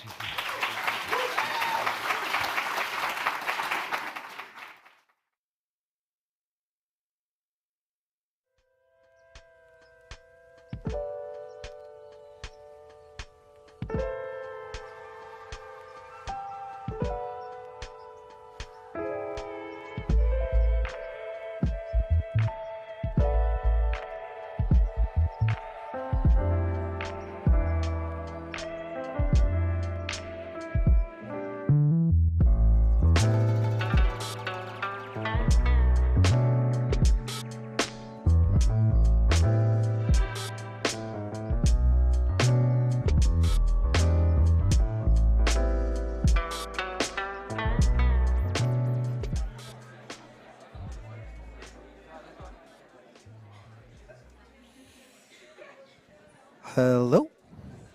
Can you guys hear me? Can you say hell yeah? Okay, let's get started. Hi everyone, my name is Shafaq Khan. I'm so honored to be here today on behalf of Ashoka in this wonderful celebration of young people and the solutions they have built for the future. Can we get a round of applause for all the nominees? I hope I see some nervous. Yeah, hopefully the award ceremonies go well. For anyone who doesn't know about Ashoka, we're the first and largest network of social entrepreneurs and change makers around the world. I feel so privileged to be part of that community because every day I get to interact with some of the most amazing stories of change, and we're about to hear from one such story. We at Ashoka believe in the foundational power that story and storytelling has in making sense, really, of the systems that we are all a part of and the social movements that are all around us. So we're going to, over the next 20 minutes or so, we'll try to unravel what that means. How can storytelling accelerate systemic change that is very needed in everywhere around us and around the world? I'm delighted to be joined by Amani Simpson, who is an award-winning filmmaker and an entrepreneur. I'll let Amani introduce himself in just a bit. Before we do that, though, we just wanted to get a pulse check of the room, and we've kind of a small question for everyone. So I'm going to look at tech over there to see if this is possible. Everyone hold your breath. yeah, there it is. Okay, so we have a simple question for everyone. What motivates you to share your own personal story? So if you can bring out your phones. I know everyone's got their phones, please. I'll move out of the way. But you can scan the QR code and it'll take you to a Mentimeter and you can answer this. And while we're in this session, we'll refer back to it during our discussion. But we just wanted to sense what the energy is in the room. Okay, so without further ado, Amani, thanks so much for joining us. Do you want to take a seat? Thank you. Okay. Hey everyone, can you hear me okay? I suddenly realized I was standing on the stage and you were doing the intro. I think I was told to sit at the front, so that was... No worries. Amani, do you want to just start by sharing a little bit about your journey with us, and then we'll dive into storytelling after that? Yeah, of course. So hey everyone, my name is Amani Simpson, as I was introduced. I am a youth coach, I'm a filmmaker, and I'm a campaigner. I love working with young people. I guess I would have been categorized as an at-risk young person, even though I'm from a really loving home, really nurturing environment. I got bullied in school, and that essentially took me down a path of trying to fit in. Unfortunately, I got expelled from 2 schools, left school with basically no GCSEs, got groomed to county lines, and I got stabbed 7 times when I was 21. So I'm very grateful to be here, very blessed that I'm telling you my story, that this isn't someone else sitting here on behalf of my foundation or anything like that. I spend all my days now trying to help young people not go down that path, trying to make my parents proud for the rest of their life instead of having to pick me up from police stations and stuff like that. And yeah, I get to work on some really cool projects, short films, youth programs, high profile things with like the Mayor of London, Anthony Joshua, Goldman Sachs. Yeah, just things that basically try and move the needle for those that are usually underrepresented in spaces like this and in other workplaces. So yeah, in a nutshell, I think. That's awesome. Yeah. Thank you so much, Amani. And yeah, let's just start off with kind of this idea of storytelling having power and stories having power, right? So given your own experience and your own story, I'd love to understand kind of in your experience, what are the key elements of a powerful story that can actually catalyze systemic change? And just the second part to that is, I think there's a lot of young people in the room and just people in general. So how can people today start sharing their own story towards this narrative shift or systemic change? Yeah. So for context, my first film that was released was about me. It's a short film called Amani. It was on YouTube, or it is on YouTube, shall I say, and it stars a Hollywood actor called Javan Wade, who was in loads of different things and now lives in America and does really, really well for himself. It was released at the start of 2019, and it did 1 million views in 4 days. Went viral, and it's had just over 4 million views now. As I said, kind of sharing a bit about my journey. And so what I would say is that, number one, if you don't have to tell your story publicly, don't do it, because it absorbs a lot of attention very, very quickly. Lots of opportunities present themselves, and if you're a little bit more introverted like I am, it can be a lot for you, right? But that being said, I think it is important that if you do have a powerful story, I always say like you go through things for other people. And as long as that you are in a good place to share that, whether that's you've done your own healing, I think it's really powerful to use your story, because that lived experience is unique. And that's the thing that kind of opens doors for you and enables you to kind of give hope to other people. First part of the question again, remind me. So how important is storytelling in terms of kind of how do we use our own stories to catalyze systemic change? So I guess in relation to that, I had no idea that storytelling could be so powerful. I had no idea that you could create a film on, kind of a crowd-funded budget, and put it on the internet, and suddenly millions of people would watch it, and you kind of be noticed off the back of that. But what I will say is ultimately, there was a message attached to it. It was about trying to give hope to a generation that was just having all of these different narratives about knife crime and about their options and what could happen if you were from a particular background. And so for me, being able to measure that is really, really important. Being able to say, okay, like, yes, okay, it's got X amount of views, but where is it being used? And when you do meet a young person, what are the pathways that are being provided to them once they kind of have that moment of reflection? So I think, storytelling is a great way to get into a room and to inspire people and to make people kind of visualize it there and then kind of, as long as you've got like aftercare, yeah, it's a great conduit. No pun intended. It's a great conduit for. Great plug. Yeah. That's a great plug. I didn't even plan that as well. That was. Yeah, just to build off of that, I think one of the things that is so powerful about story and storytelling is this idea that there are multiple stories that make up a single narrative. So I'd be really curious to explore collaboration in this space. So how important do you think collaboration is in storytelling? And in your work and in your experience, how do you approach kind of using different voices towards a single narrative? Yeah, so my most recent film I released last year is called Save Me. It's a safeguarding movie about exploitation from the eyes of a young person. And when I was commissioned to make that by the local authority, you know, I could have just written it as a storyteller, right? But I thought ultimately we want to give young people the opportunity for their stories to be platformed. So I spent a lot of time in the youth club that I used to volunteer at and did quite a few focus groups. And I think the honesty of what the young people shared is the reason why I think the film feels really authentic and feels like it's not just an adult talking on behalf of young people. And I know lots of times what can happen is that you can say, we'll do a focus group and thanks guys, see you later, we've got your ideas, we're gonna go and run with it. But I think it's an ongoing process. And even up to the kind of last draft of the script, I was still going back and saying, do you feel like this is authentically how you would handle that? Do you feel like this is the right way, you know, for this character to speak?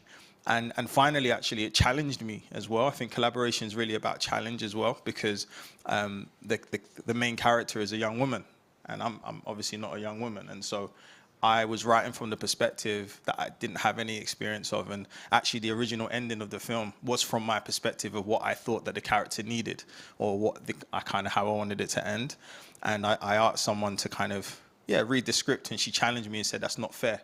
And it's probably one of the best pieces of advice I've ever got. And that's why my films, you know, tend to be, I like to end them hopefully, because, you know, it's about trying to represent an audience that doesn't always have people, kind of giving them the best cards in that sense. So, yeah. That's beautiful. Just a show of hands, who identifies as a storyteller in this room? Okay, hopefully we'll change some minds after that.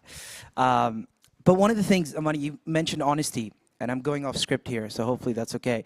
How do you cultivate that honesty with the stories you're trying to tell? Is there a method to the madness? Is it just being you? What would you say? I think it's vulnerability. I think it's the story kind of teaching you. So I think because I'm talking about, like in my last film, I'm talking about exploitation and you know, to a certain, really challenging situations. I was very conscious of trying to empathize and trying to make sure I have enough people around me in the writer's room and in the process that can keep me grounded. And so not trying to just make what the client wants. Like ultimately, there's someone that's going to watch it and be like, oh my gosh, that's my story, or I feel very related, like I can relate to this. And I have a responsibility to them. It's not just about the commission in that sense. And so, I think it's that vulnerability in the process and constantly trying to learn and constantly being open to challenge and adapting, and that the story has to be true. You know, I like saying I make soul movies. It has to move your soul, right? Yeah. That's beautiful. We will have a minute or two for Q&As, so just, start thinking if you have a question for us.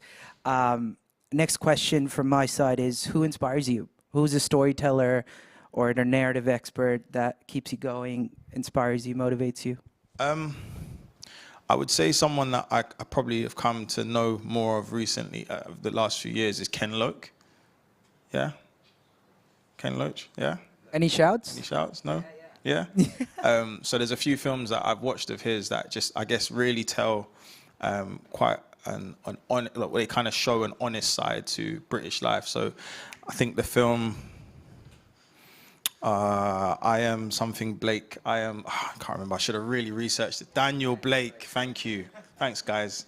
I Am Daniel Blake. I think even watching that and seeing the kind of experience of someone going through the the job center type of process and system and housing and how it just affected him, I think that's really honest. And again, as a British filmmaker, I think it's really inspirational to say that you can carve out a whole career, that's what you are known for. and you can make kind of blockbuster kind of classic movies that are honest and social. I think wider than that, man. Do you know what? I'm not actually going to say filmmakers. I'm going to say that rappers. I like hip hop. I like rap.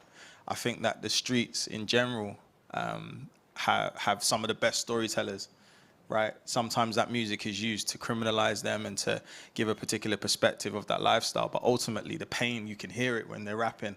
They wish there was another option. They wish that there was something else. They wish that they could do something else other than violence. So I think for me, I'm really inspired when I hear that, because as long as that can be channeled into something positive, I think that they're telling their truth, right? And yeah, that's kind of my view. That's beautiful. Yeah, the kind of importance of art and the creative sector in this is so vital.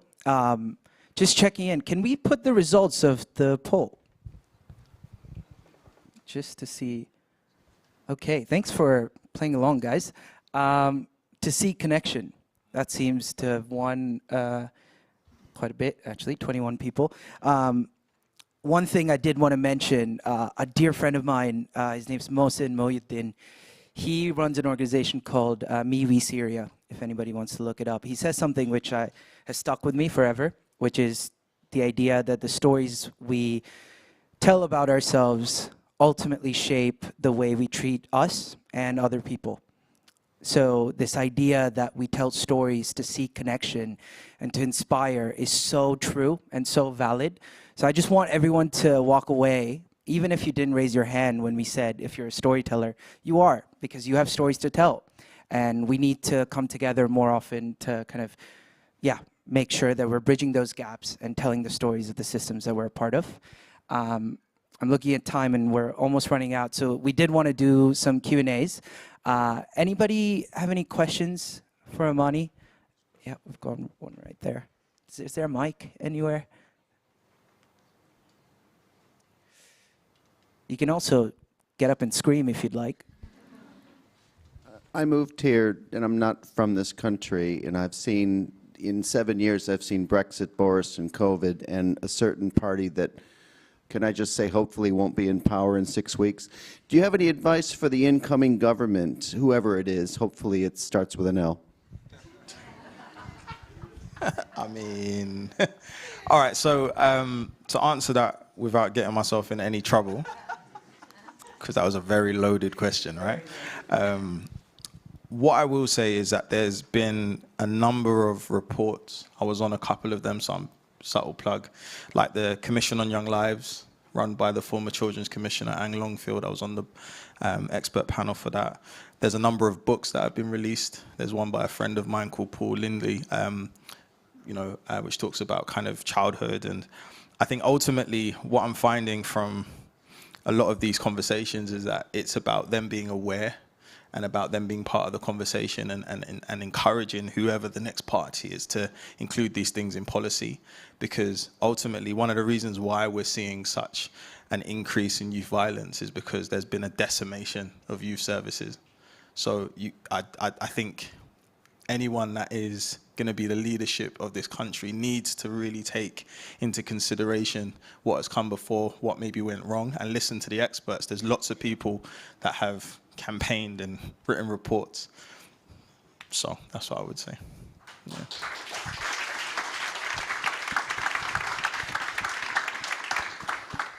Any other questions? I can't really see.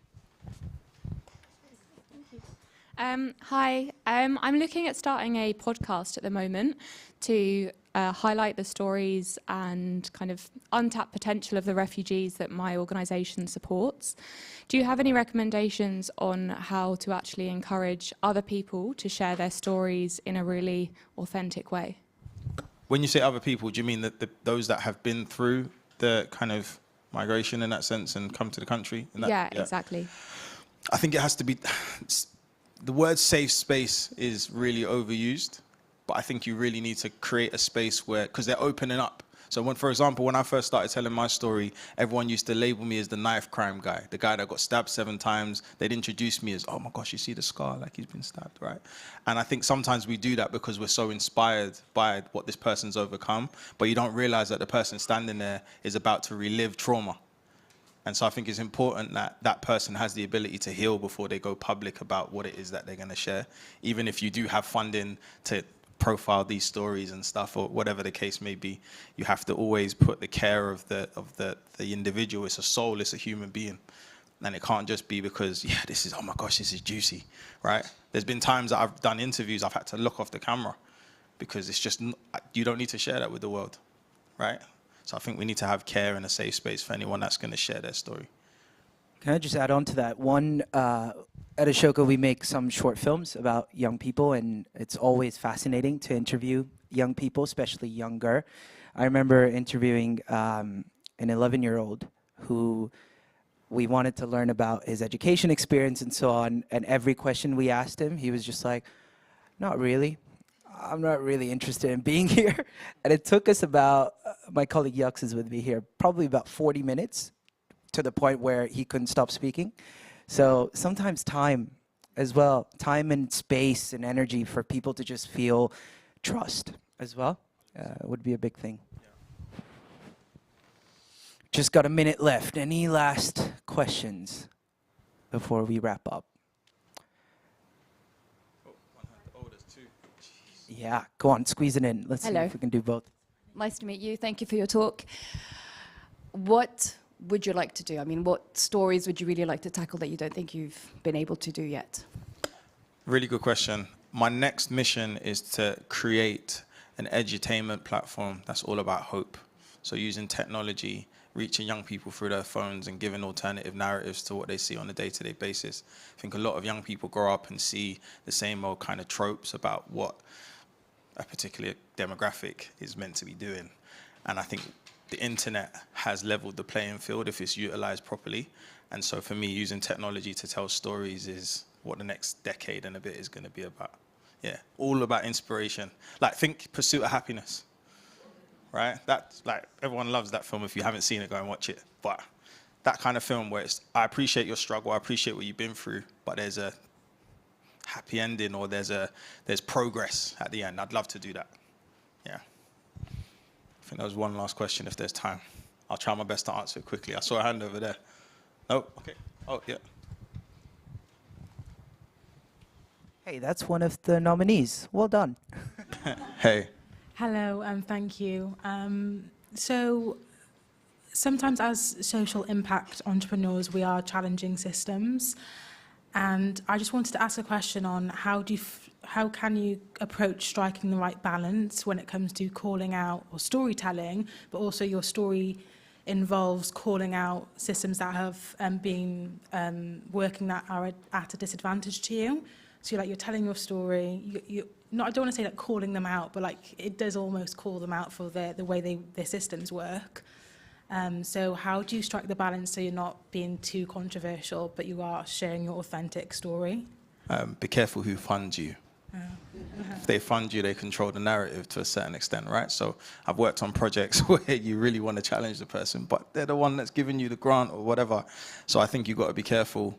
But ultimately, everything's in respect. You're not trying to kind of be a bull in a china shop in that sense. So I think it is about being able to challenge constructively and saying this is where there is room for improvement, right? But ultimately, if they fund you, sometimes they can be a little bit more, we don't know if we want that in there, right? For PR purposes. So just, yeah, if you can find other sources and have partners that are a little bit more bold and, appreciate the vision, I think that's important when you're trying to tell stories. Yeah. Until note made, thank you. Yeah, no problem. Okay. Beautiful. It's screaming over here that we're over time, so we have to go. Last rallying call is for anyone in the room who is a funder, who believes in storytelling. Just hear him out. Hear him on. I didn't ask him to do this, by the way. No, I just want to, it's a personal plug. It's so important to support people who are in the front lines of telling these stories, and we need to support each other, and every story is important. So keep telling yours, and excited to celebrate. So I'll see you at the dance floor if there's. Thank you, guys. Okay, thanks, guys.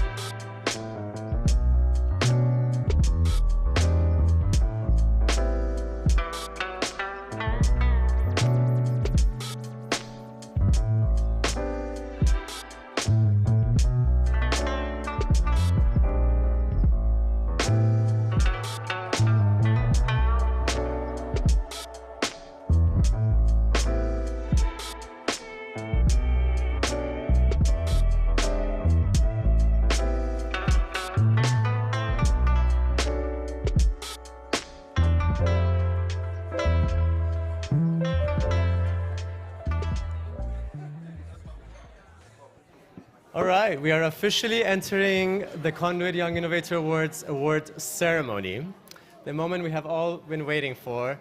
First of all, thank you, Amani. Thank you, Shafat. We're very proud to have Ashoka as strategic partners for this year's conference. Now, before we get to announcing the winners, there are a few people I'd like to thank. I mean, these awards would not have been possible without our award partners. We've mentioned the name, but I think there's never enough gratitude in the world. And I'd like to thank SIVA, the Center for Innovation and Voluntary Action, This Day Foundation, the MSN Fund, the Roger Ross Fund, and the London Interdisciplinary School, all of whom made it possible for us to run these awards last year and again this year. So please give them a round of applause.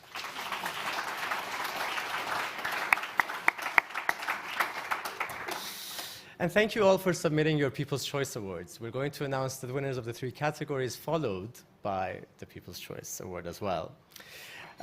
This year, we are going to do something new.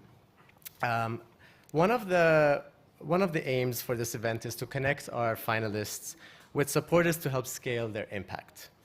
This year, we've partnered with Goodstead to manage this process and foster ongoing interactions. Goodstead, founded by Conduit member Celine, who's here with us today. Celine? There she is. Provides a customizable tech solution to engage stakeholders and track impact metrics. Their mission aligns with ours, focusing on collaboration for social and environmental development. Goodstead's vision is to connect various organizations and communities within its ecosystem to enhance sustainable development partnerships. They plan to launch a new version of the platform later this year, promising exciting times ahead. If you have feedback or want to support Celine's vision, you can reach out to her through the app. So basically, in a nutshell, you go on an app and our dear finalists have submitted.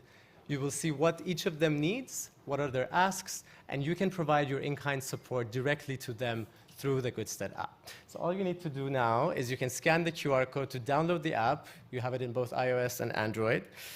Click sign up below the page. It says don't have an account, and you say I want to sign up. You click sign up and say sign up to a private ecosystem and select the Conduit.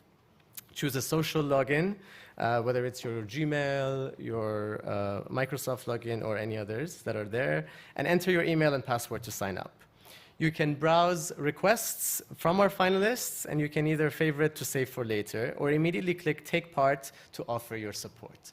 So you've seen the finalist pitches. You might be able to introduce them to someone or share your expertise with them. Please make good use of this. We are very, very excited to be able to support our finalists, not just through the prize, but also through your in-kind support and throughout the year. All right, so on that note, I also want to thank our tech partner, Amazon Web Services, the lovely Anya Niaz. I don't know if she's in the room, but it was her birthday, and there she is. Hi, Anya. It was her birthday 3 days ago, so happy birthday, Anya. She'll be staying with us for a few drinks, because after the award ceremony, we go to the 3rd floor, and we have free drinks, Tanqueray, and Seedlip. Thank you. Partners. Working in partnerships, you realize it really takes a village. No one should have to do anything alone. And we'd really see that on a daily basis. Okay, so now that we want you to go on Goodstead and offer your support, and before we announce the winners, I just thought it would be nice to do a little recap of our finalists, but in a slightly different way. I've never done this before, and I might need your support. Our finalists, when you hear your name, it'd be great if you just wave or stand up, and then everyone around them, or friends, family, if you're here, just give them a little whoop or cheer. So here we go. Shree's Heating Solution. Matt Zero's the name.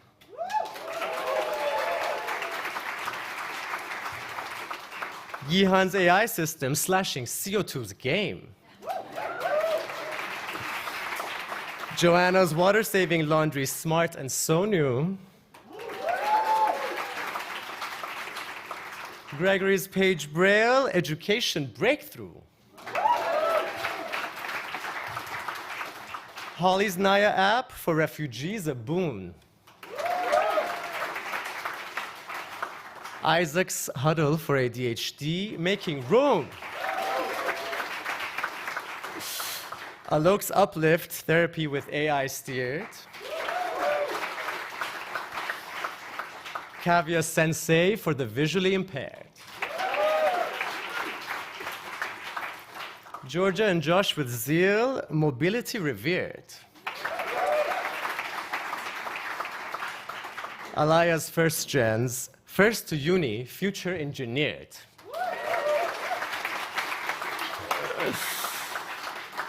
They're shaping the future, they're leading the way. Let's celebrate their brilliance. Hip hip. Hooray!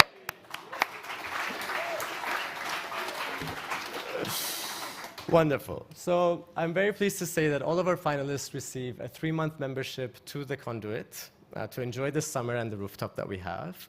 In addition to John Miller's signed book and an engraved ocean bottle, who's a Conduit Connect portfolio company. Conduit Connect, our sister company, which is an impact investing platform. Okay, so first up, we have the climate category.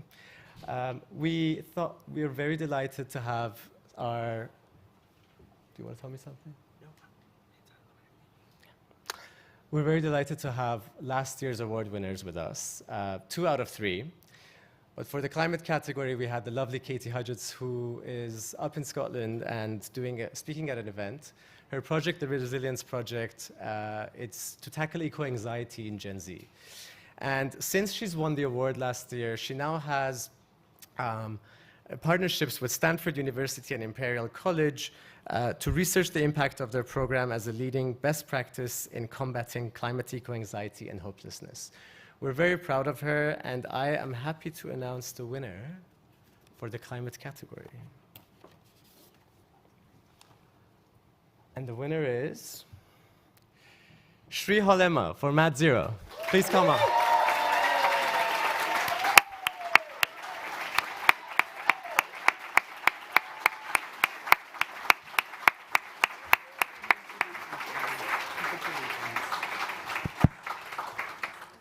Shri, oh, you want to make it rain? No. Yeah. Maybe in like half an hour. Shri, who would you like to dedicate this award to? One person. I was going to say the people I'm trying to do Mat Zero for, but that's a community of people. But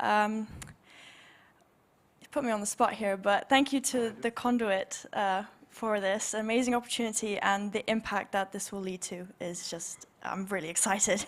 And we're very excited for your journey. Congratulations. We'll go this way.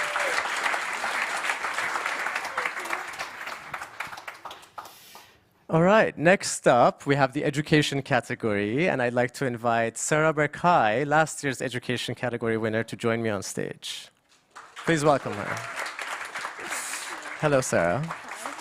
So, do you want to introduce your project very quickly? Sure. So I run Ambassador Play, and we co-design educational kits with the world's poorest children. And what have you been up to in the past year? It's been a chaotic year. We've sold thousands of kits globally, won awards from Forbes, University of Oxford. We're moving to the US. But yeah, it's been great to have the Conduit as a base, so thank you. And if there was one thing that you'd like the audience to help you here with, what would it be? If anyone works in schools or museums, then please reach out to me, and I can show you the kit as well afterwards. All right, Ambassador Play, check it out. And now, can we get a drum roll? Is that too intense? give her a drum roll. For the education skills and training category, the winner is Gregory from Page Braille.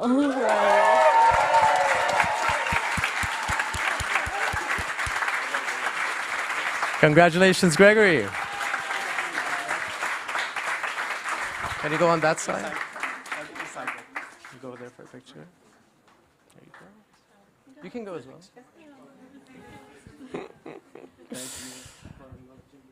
Gregory, congratulations. What would you tell 5-year-old Gregory now? Oh God, you really have put me on the spot. I'm not sure. Can you think of anything? Do you also want to think of someone that you want to dedicate it to? I probably know what you would say to yourself when you were 5-year-old. I mean, I work with him on a daily basis. We're both full-time on this. And he's an incredible engineer. He's always thinking about how to solve problems. And probably he'd just be glad that he would find himself, like when he was 5 years old, doing exactly what he does now. How long have you actually known each other? Since university. Bravo. Well, congratulations. Give it up for Gregory and Paige Braille.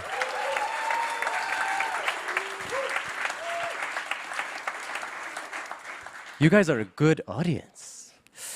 All right, on to the category of social justice and inclusion. I'd like to invite Zach Marks to join me on stage. Zach, please give him a round of applause. Zach, would you want to introduce yourself and your project? Yep, so my name is Zach. I'm the co-founder of Kit Medical. It's essentially a kit for treating severe allergic reactions, just like a defibrillator, but for allergies is the idea. And what has been a major milestone for you since you won the award last year?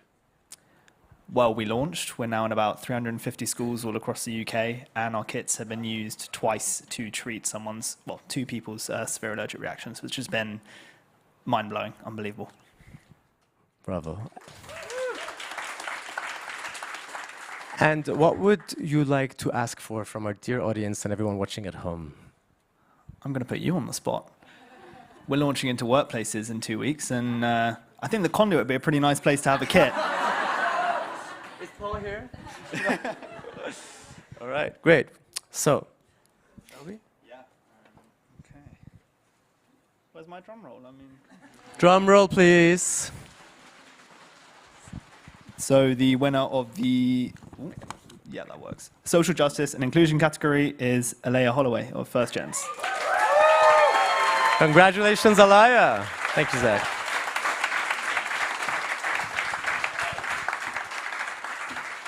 Congratulations, Alaya.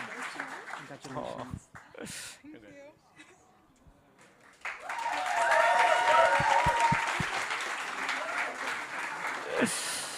All right, should I ask the most cliche question ever? How are you feeling right now? I'm so overwhelmed and emotional. I do. What question have you got for me? I want to know if there was one person you'd like, thinking back to your journey, one person you'd like to dedicate it to. Okay. That's a really hard one, but I'm going to say my head of year, Mr. Anderson, because I was the first person in my family to go to university. And I never wanted to go to university because I didn't think it was a place for me.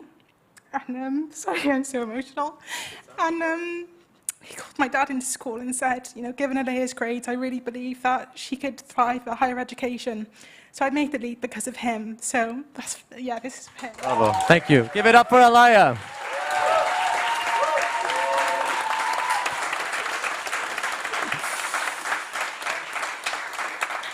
Okay. So now we want to find out who did you guys vote for. And Jay here, first of all, give a round of applause to Jay. He's been instrumental. In the past 6 months, he's been working so hard. He's been involved in the selection process with all of our assessors and been involved in every step of the process, from the social media posts we had to the application process and everything that you're seeing today. So thank you, Jay. Thank you so much. He also set up the People's Choice Award form that you filled out, so he's the best person to know. From the tech point of view, he will be the one that knows the results. So, there we go. There you go. Of course. So, the winner of the People's Choice Award is, thank you, Matt Zero Sri Holama. Sri, come back here.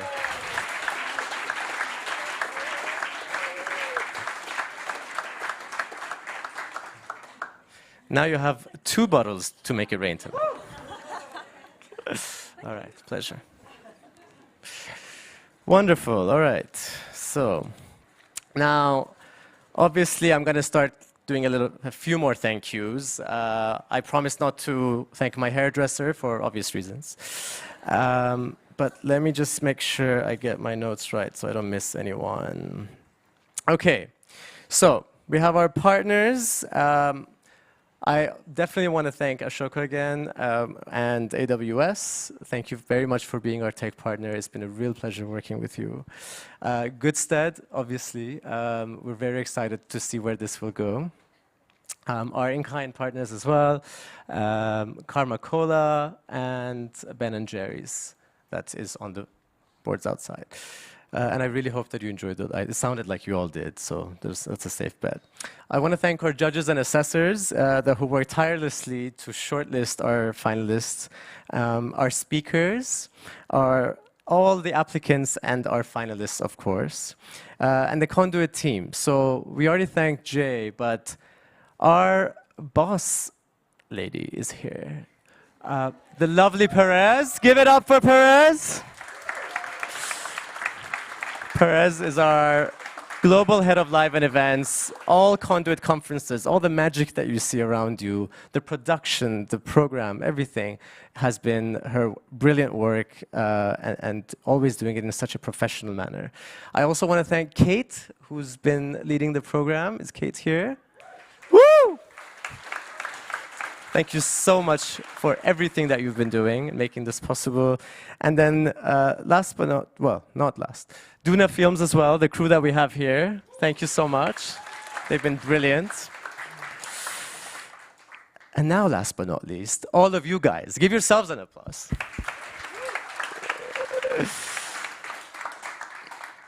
Wonderful. So I hope I haven't forgotten anything. Perez, just shout if I have. But I think we're ready to get our groove on.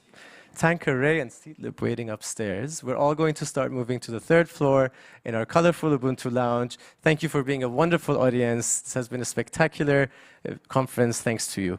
So see you on the dance floor.